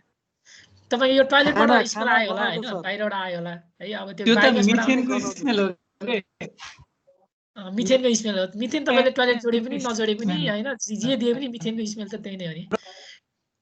सो यसरी टोयलेट पनि जोड्न सकिन्छ। अब यो बिस्तारै दुर्लभ भएर जान्छ हजुर। अब हराउँदै जान्छ, अब बिस्तारै हराउँदै जान्छ कि सर। अब गाई भैँसीले पाल्दैनन् अब धेरैले। त्यही त, अब गाई भैँसी नै राख्नुपर्छ भन्ने छैन नि त। तर यसको चाहिँ मल्टिपल युज छ। खुल्ला दिशामुक्त क्षेत्र घोषणा गर्न यसको धेरै सहयोग छ। धेरै सहयोग छ। तपाईँले तराईमा जानुहोस् न, त्यो तराईको त त्यो बाटो पछि म्यानेजमेन्ट गर्दाखेरि त्यो नेक्स्ट क्रिटाबाट चाहिँ अलिक गाह्रो हुँदैन त, अलिक पछि मतलब भन्नाले चाहिँ ओके। अब यस्तो पनि हुन सक्ने भयो होइन, यो चाहिँ इनपुट चाहिँ आइदर हामीले एउटा त गोबरलाई यहाँ राखेर यहाँ घोल्ने, मैले अघि देखिहालेँ गोबर एनिमल डङ घोल्ने ठाउँ, अथवा टोयलेट तपाईँले अट्याच गर्न सक्ने भयो, अथवा डाइरेक्ट यो चाहिँ गाईको गोठ भन्छ डाइरेक्ट यसरी अट्याच गर्न सक्ने भयो। र इनर्जी कन्टेन्ट कति हुने रहेछ भन्ने कुरा कम्पेयर गर्नको लागि यहाँ हेर्नुहोस्, जस्तै 1 लिटर केरोसिन बराबर भन्नुको मतलब द्याट मिन्स के हो त, equivalent to 2.2 cubic metre biogas plant हुने रहेछ, के अरे सरी 2 क्युबिक मिटर बायोग्यास हुने रहेछ है। 1 किलो दाउरा भनेको 0.2 क्युबिक मिटर बायोग्यास। हेर्नुहोस् अब गाउँघरमा कति दाउरा युज गर्ने, सो तपाईँले 1 केजी दाउरा दिनमा चाहिँ कन्जम्सन हुन्छ भने दिनमा यति ग्यास आउने गरी तपाईँले डिजाइन गर्न सक्नुहुन्छ। अथवा 1 केजी काउडङ, अहिले मैले काउडङको देखाएँ नि, हाम्रो चाहिँ त्यो काउडङको एनिमल डङबाट खाना पकाउने होइन, सो त्यो भनेको चाहिँ 1 केजी काउडङ भनेको चाहिँ 0.1 क्युबिक मिटर बायोग्यास है। ओके, अब मैले टेक्नोलोजीको बारेमा कुरा गरेँ होइन। टेक्नोलोजीको यो अघि नै भइहाल्यो, यसलाई के भन्छ ब्याक्टेरिया युज गरेर माइक्रो अर्गानिजम युज गरेर कन्भर्जन गर्ने, त्यसलाई एरोबिक। अब यो कतिवटा स्टेपमा हुन्छ, अघि मैले जुन तपाईँलाई बायोग्यास प्लान्ट देखाएँ, यो प्लान्टभित्र बेसिकली 3टा स्टेप हुन्छ। फर्स्टमा चाहिँ हाइड्रोलाइसिस लिक्विफ्याक्सन, त्यसपछि सेकेन्ड स्टेजमा acid formation or gasification and methane formation. जब तपाईँले यहाँ फेड स्टकबाट यहाँ जब हामीले चाहिँ काउडङ र वाटरलाई मिक्स गरेर जब हामी यहाँनिर फिड गर्छौँ यहाँ गर्छौँ, सो बास यहाँ पुगिसकेपछि यसको चाहिँ यो बायोग्यासमा कन्भर्जन गर्ने डिफ्रेन्ट स्टेज हुन्छ होइन। सो बेसिकली 3टा स्टेज हुने भयो। यो फर्स्ट स्टेज भनेको चाहिँ सुरुमा हाम्रो चाहिँ र मेटेरियल चाहिँ एकदमै कम्प्लेक्स अर्गानिक मेटेरियल हुन्छ होइन। त्यो कम्प्लेक्स अर्गानिक मेटेरियललाई चाहिँ सिम्पल अर्गानिक मेटेरियलमा कन्भर्जन गर्ने काम हुन्छ सुरुमा, अथवा त्यसलाई चाहिँ डाइजेसन, त्यो प्रि डाइजेसन भनौँ न, कुने काम गर्नु पर्यो, सुरुमा कुहाउने काम गर्नु पर्यो। हामीले चाहिँ एनिमल डङलाई चाहिँ फ्रेस मेटेरियल यहाँनिर सप्लाई गर्छौँ भने त्यसलाई चाहिँ हामीले सुरुमा चाहिँ फर्स्ट स्टेजमा चाहिँ डाइजेसन गर्नु पर्यो होइन, कुहाउने काम गर्नु पर्यो, त्यसलाई भन्छ हाइड्रोलाइसिस अथवा लिक्विफ्याक्सन। सो यसले चाहिँ कम्प्लेक्स अर्गानिक मेटेरियललाई सिम्पल अर्गानिक मेटेरियलमा कन्भर्जन गर्छ। त्यो कन्भर्जन गर्ने काम पनि कसले गर्ने भयो त, यो ब्याक्टेरियाले नै गर्ने भयो अथवा माइक्रो अर्गानिजमले नै गर्ने भयो। भनेपछि एक खालको ब्याक्टेरिया हुन्छ, त्यसले चाहिँ यो फर्स्ट स्टेजमा काम गर्छ, कम्प्लेक्सलाई सिम्पलमा कन्भर्ट गर्छ। अनि अर्को खालको ब्याक्टेरिया हुन्छ, त्यसले चाहिँ यसरी यो सिम्प्लिफाइड यो चाहिँ अर्गानिक म्याटरलाई चाहिँ यसलाई चाहिँ एसिड फर्मेसनको लागि युज हुन्छ। द्याट मिन्स सिम्पल अर्गानिक म्याटेरियलबाट एसिड फर्मेसनको लागि अर्को खालको ब्याक्टेरियाले काम गर्छ। अनि एसिड फर्मेसन भइसकेपछि अल्टिमेटली फेरि मिथेन फर्मेसनको लागि फेरि मिथेनोजेनिक भन्ने फेरि अर्को खालको ब्याक्टेरिया हुन्छ, त्यसले फेरि काम गर्ने भयो। भनेपछि यो डिफ्रेन्ट स्टेजमा चाहिँ काम हुन्छ है। सो स्टेप फर्स्ट भनेको त्यही नै हो, hydrolysis. Organic matter contents hydrocarbons in the form of cellulose, hemicellulose and lignin. यो चाहिँ कम्प्लेक्स फर्ममा हुन्छ। यो कम्प्लेक्स फर्मलाई चाहिँ सिम्पल फर्ममा कन्भर्जन गर्ने काम चाहिँ यो सेलुलोलाइटिक ब्याक्टेरिया अथवा हाइड्रोलाइटिक ब्याक्टेरिया भन्ने रहेछ। अनि यस्तो खालको ब्याक्टेरियालाई चाहिँ यसलाई सिम्पल फर्ममा चाहिँ कन्भर्जन गर्छ। अब यो कन्भर्जन गर्दाखेरि चाहिँ यो हाइड्रोलाइसिसको रेट चाहिँ कति हुन्छ भन्ने कुरा चाहिँ अब यो ब्याक्टेरियाको कन्सन्ट्रेसन कति छ होइन, हाम्रो चाहिँ कस्तो खालको बायोमास हो, त्यो बायोमासको पिएच भ्यालु कति हुन्छ, त्यसपछि त्यो हाम्रो जुन मैले डाइजेस्टर भने त्यो डाइजेस्टरभित्रको टेम्परेचर कति हुन्छ भन्ने कुरामा डिपेन्ड गर्छ है। यो कति हुनुपर्छ अहिले हामी पढ्छौँ है। त्यसपछि स्टेप 2मा यसरी यो कम्प्लेक्स अर्गानिक म्याटेरियल चाहिँ सिम्पल अर्गानिक म्याटरमा कन्भर्ट भइसकेपछि अब फेरि अर्को खालको एउटा ब्याक्टेरिया हुन्छ, यसले चाहिँ हेर्नु त यो सिम्पल अर्गानिक म्याटेरियललाई चाहिँ यो चाहिँ एसिटिक एसिडमा कन्भर्ट गर्छ। मिक्सचर अफ दिस होइन, carbon dioxide, hydrogen, ammonia, basically ammonia हुन्छ अलि धेरै, अनि अर्गानिक एसिडहरू, यस्तो खालका एसिडहरूमा चाहिँ यसले सेकेन्ड स्टेजमा चाहिँ ब्याक्टेरियाले कन्भर्ट गर्ने भयो। अनि अब यो एसिटिक एसिडबाट फाइनली यो मिथेन फर्मेसन भन्ने अर्को स्टेज हुन्छ होइन। The process is called fermentation process भन्छ यसलाई। मिथेनोजेनिक ब्याक्टेरियाले फाइनली यो एसिडलाई चाहिँ मिथेनमा कन्भर्ट गर्ने काम गर्छ। यसरी कन्भर्जन भएर आएको मिथेनमा अराउन्ड 65% यसरी कन्भर्जन भएर बायोग्यास निस्किने भयो। त्यो बायोग्यासमा चाहिँ अराउन्ड 65% मिथेन हुन्छ। हैन CO2 पनि हुन्छ and some traces of other gas यो यस्तो खालका ग्यासहरू पनि हुन्छन् H2CO N2O2 यस्तो खालका ग्यासहरू पनि हुन्छन् है र यो ग्यासहरू चाहिँ वाटर भ्यापरमा हजुर वाटर भेपर चाहिँ हुन्न वाटर भ्यापर पनि हुन्छ मजाले हुन्छ म देखाउँछु अहिले वाटर भ्यापर कसरी हुन्छ कहाँ हुन्छ भनेर र यही स्टेज हो 1 2 3 यो 1 2 3 अब तपाईलाई यदि टेक्स्टमा सम्झिन मन लाग्छ भने यसरी हेर्नुस् अथवा कसैको चाहिँ एकदम हैन इमेजलाई चाहिँ क्याच गर्न सकिन्छ भने हेर्नुस् त यो इमेज तपाईले ठ्याक्कै दिमागमा सेट गरिहाल्नुस् हैन तपाईले यो बायोडाइजेस्टर यहाँ हेर्नु एयर टाइट डाइजेस्टर भेसल यो बायोडाइजेस्टर भयो यहाँ टाइम अनुसार छ यो एकदम यो आइडियल केस भनेको 20 दिन हो हैन 5 देखि 20 दिन भने यसले आइडियल केस भनेको 20 दिन हो तर प्र्याक्टिकली चाहिँ यो it can goes up to 70 days हैन हाम्रो तराईमा चाहिँ करिब 40-45 दिन हुन्छ पहाडमा चाहिँ करिब 70 दिनसम्म पनि हुन्छ यो प्रोसेस है यो कन्भर्जनको प्रोसेस है अनि त टाइम अनुसार यो प्रोसेस हुने भयो सो यो कम्प्लेक्स अर्गानिक मटेरियल चाहिँ पहिला सिम्पल अर्गानिक मटेरियलमा कन्भर्जन हुने भयो हैन यसलाई चाहिँ लिक्विफेक्सन हुने भयो यो सिम्पल अर्गानिक मटेरियल चाहिँ अब भोलाटाइल एसिडमा कन्भर्ट हुने भयो हैन यसलाई ग्यासिफिकेसन भयो र फाइनली यो एसिडलाई चाहिँ फेरि यतातिर मिथेन भनेको अब यतातिर जाने भयो पाइपलाइन थ्रु जाने भयो त्यसपछि हाम्रो यो डाइजेस्टेड स्लरी चाहिँ हाम्रो चाहिँ यता बाइ प्रोडक्टतिर जाने भयो अनि चाहिँ यसमा चाहिँ यो एसिड फर्मिङ ब्याक्टेरियाले काम गर्ने भयो र अर्को स्टेजमा चाहिँ मिथेन फर्मिङ ब्याक्टेरियाले काम गर्ने भयो है यसलाई सम्झिँदा पनि हुन्छ अब त्यो अहिले आउँछ है तपाईको त्यो पानी चाहिँ कसरी हुन्छ भन्ने कुरा अब त्यसले कति निस्किन्छ त क्याल्कुलेसन कसरी गर्ने how much methane is produce per KG of feed stock हैन 1 केजी चाहिँ तपाईले बायोमास छ भने त्यहाँबाट कति निस्किन्छ भन्ने कुरा पछि हामी डिजाइनमा पनि पढ्छौं तर सिम्पल आइडिया यो हेर्नुस् त एक्जाम्पल 1% ड्राई सोलिड है यो dry solid is equal to 10,000 milligram per litre of solid in water that means कति ग्यास निस्किन्छ भन्ने कुरा तपाईको त्यो फेड स्टकमा चाहिँ अथवा त्यो अर्गानिक म्याटरमा चाहिँ कति ड्राई सोलिड छ भन्नेमा डिपेन्ड गर्छ 1% छ कि 10% छ कि 100% छ भन्नेमा डिपेन्ड गर्छ इन एन एभरेज 10% हुन्छ जस्तै तपाईले काउडङ हेर्ने हो भने काउडङ लिएर आउनुस् हैन त्यो काउडङमा ड्राई सोलिड चाहिँ 10% हुन्छ 90% चाहिँ वाटर कन्टेन्ट हुन्छ हैन सो कति ग्यास निस्किन्छ भन्ने कुरा चाहिँ यसमा डिपेन्ड गर्ने भयो सो 1% भन्नुको मतलब 1 लिटरको 1% भनेको 10,000 मिलिग्राम भयो सो 1 लिटर सोलिडमा 1 लिटर त्यो उसमा चाहिँ अर्गानिक म्याटरमा चाहिँ 10,000 ग्राम मिलिग्राम भनेको 10 ग्राम चाहिँ यदि ड्राई सोलिड हुन्छ भने त्यो 1% भयो द्याट मिन्स यो त 99% वाटर भयो 1% चाहिँ ड्राई सोलिड भयो अथवा अर्को केसमा के हुन सक्छ यदि 100% ड्राई सोलिड भनेको मतलब के 1 लिटरमा चाहिँ 1 केजी नै ड्राई सोलिड छ भने द्याट इज 100% ड्राई सोलिड हुने भयो अब यसमा चाहिँ वाटर कन्टेन्ट नहुने भयो हैन तर प्र्याक्टिकली चाहिँ कति हुन्छ त बायोमासको इन एन एभरेज 10 to 15% चाहिँ ड्राई सोलिड हुन्छ अब त्यो फरक हुन्छ के बायोमास चाहिँ के हो भन्ने कुरा त्यो अनुसार फरक हुन्छ है so if 1 kg of dry biodegradable waste अथवा ड्राई वेस्ट हो भने अहिले पनि मैले भने हैन ड्राई हो भने 400 ग्राम लिटर हैन अथवा फ्रेश हो भने वेट हो भने यसले चाहिँ करिब 40 लिटर भन्नुको मतलब हेर्नुस् त यहाँ अराउन्ड 10% चाहिँ ड्राई सोलिड रहेछ भन्ने कुरा बुझियो है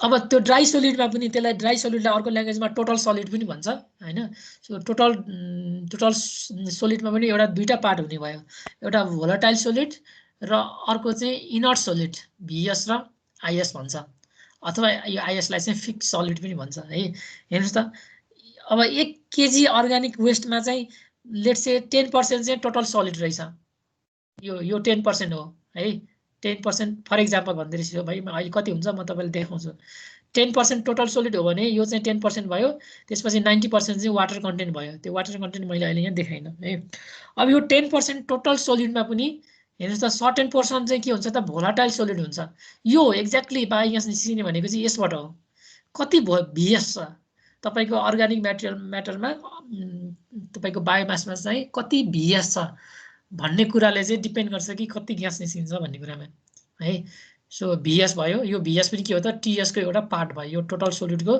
अराउन्ड 80% हुन्छ यो हैन VS भयो र सर्टेन पोर्सन चाहिँ के हुन्छ त यो चाहिँ इनअर्गानिक सोलिड पनि हुन्छ अथवा यसलाई इनर सोलिड भन्छ है जस्तै ग्रिड हुन सक्छ स्यान हुन सक्छ अरु बायोडिग्रेडेबल नहुने कुराहरू त्यो पनि हुन सक्छ टोटल सोलिडमा चाहिँ यो पनि पर्न सक्छ भनेपछि हाम्रो टोटल सोलिडमा चाहिँ यो पोर्सन धेरै हुनु पर्यो VS पोर्सन चाहिँ धेरै हुनु पर्यो र यो पोर्सन चाहिँ कम हुनु पर्यो, त्यो भयो भने चाहिँ राम्रो हुने भयो है।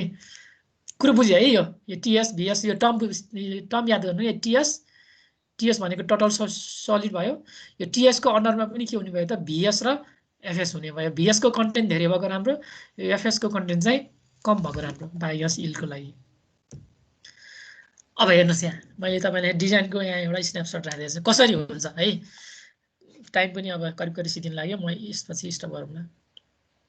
वेस्ट क्यारेक्टराइजेसन, यो वेस्टलाई चाहिँ हामीले कसरी क्यारेक्टराइज गर्ने, यो वेस्ट जति जस्तो पनि हुनसक्छ होइन। अब यो चाहिँ एकदम पपुलरली युज भएको वेस्ट भएको हुनाले यसको अलरेडी ल्याबमा गएर टेस्ट गरेर यो सबै चिजहरू प्यारामिटर आइसकेको हुन्छ। यदि तपाईँको कुनै एउटा नयाँ वेस्ट छ भने त्यसलाई तपाईँले ल्याबमा लगेर टेस्ट गर्नुपर्ने हुन्छ है कति के छ भनेर। जस्तै काउ हेर्नुहोस् त्यहाँ काउडङमा अहिले यो टेबल बिर्सिदिनुहोस् है। काउडङमा यो कार्बन टु नाइट्रोजन रेसियो पनि एउटा इम्पोर्टेन्ट रोल प्ले गर्छ यसले पनि। सो काउडङमा कार्बन टु नाइट्रोजन रेसियो 20 हुने रहेछ। हेर्नुहोस् यो रेसियो कति हुनुपर्छ अहिले हामी पढ्छौँ कति हुनुपर्छ एक्ज्याक्टली भन्ने कुरामा। सो काउडङमा हेर्नुहोस् त 20 हुने रहेछ सिएन रेसियो। वाटर बफेलो भने भैँसी भन्छौँ हामी होइन 20 हुने रहेछ। पिगको लागि 12, पोल्ट्रीको लागि 8 होइन। यसै गरी यति हुने रहेछ कार्बन टु नाइट्रोजनको रेसियो। त्यसपछि यो ओएलआर भनेको अर्ग्यानिक लोडिङ रेट भन्छ। तपाईँको जस्तै यो 4 घनमिटरको बायोग्यास हो भने त्यो 4 घनमिटरको बायोग्यासमा एक दिनमा तपाईँले कति केजी अथवा कति लिटर चाहिँ बायोमास सप्लाई गर्ने त्यसलाई भन्छ अर्ग्यानिक लोडिङ रेसियो है। जस्तै एनी काउडङ हो भने 4 घनमिटरको बायोग्यासमा एक दिनमा कति केजी काउडङ चाहिँ हाल्ने, द्याट इज ओएलआर। यो चाहिँ इन टर्म्स अफ भिएस है। यो भिएस भनेको अब तपाईँले बुझिहाल्यो होइन। भिएस भनेको यहाँबाट आयो भोलाटाइल सोलिड। भोलाटाइल सोलिडकोमा चाहिँ क्यालकुलेसन गरिन्छ। सो अर्ग्यानिक लोडिङ रेट भनेको चाहिँ in terms of VS KG VS per cubic metre per day. जस्तै 1 क्युबिक मिटरको बायोग्यास प्लान्ट हो भने तपाईँले काउडङ चाहिँ दिनमा 3 केजी भिएस हुने गरी हाल्नु पर्यो है। त्यसपछि यो टिएस भनेको टोटल सोलिड हेर्नु त काउडङमा 20% टोटल सलिड हुने रहेछ होइन। यो चाहिँ जस्तै पोल्ट्रीको हेर्ने हो भने 30% हुने रहेछ।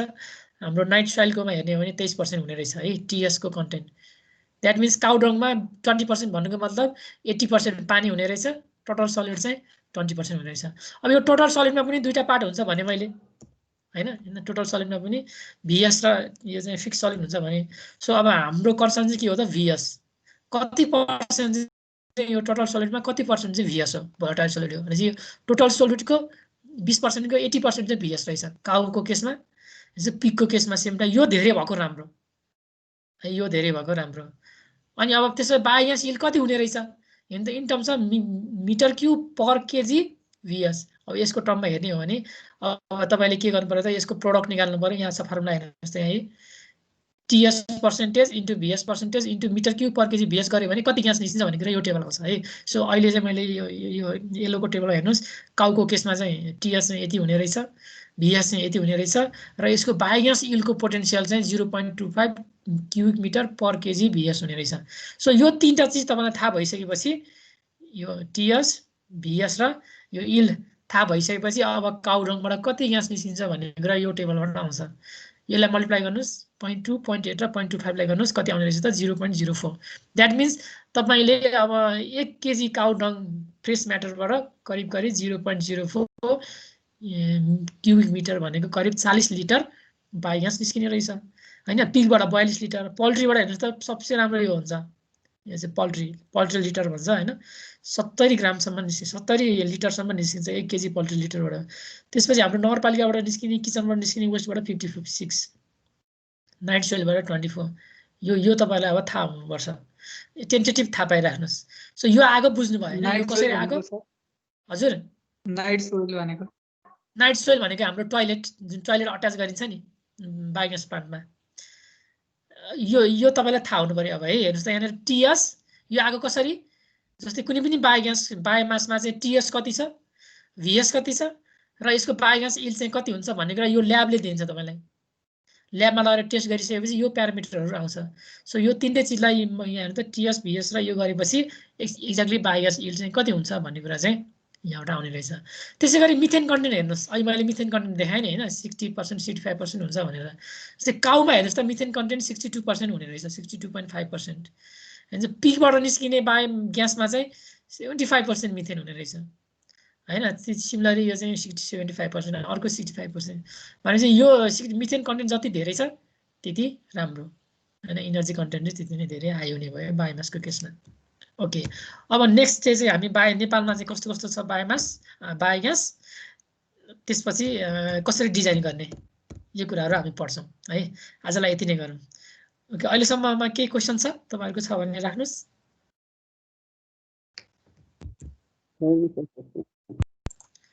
अब यो सजिलो छ, त्यस्तो यो सोलर जस्तो यति हाइली टेक्निकल छैन है। तपाईँले सरल पढेपछि बुझिन्छ।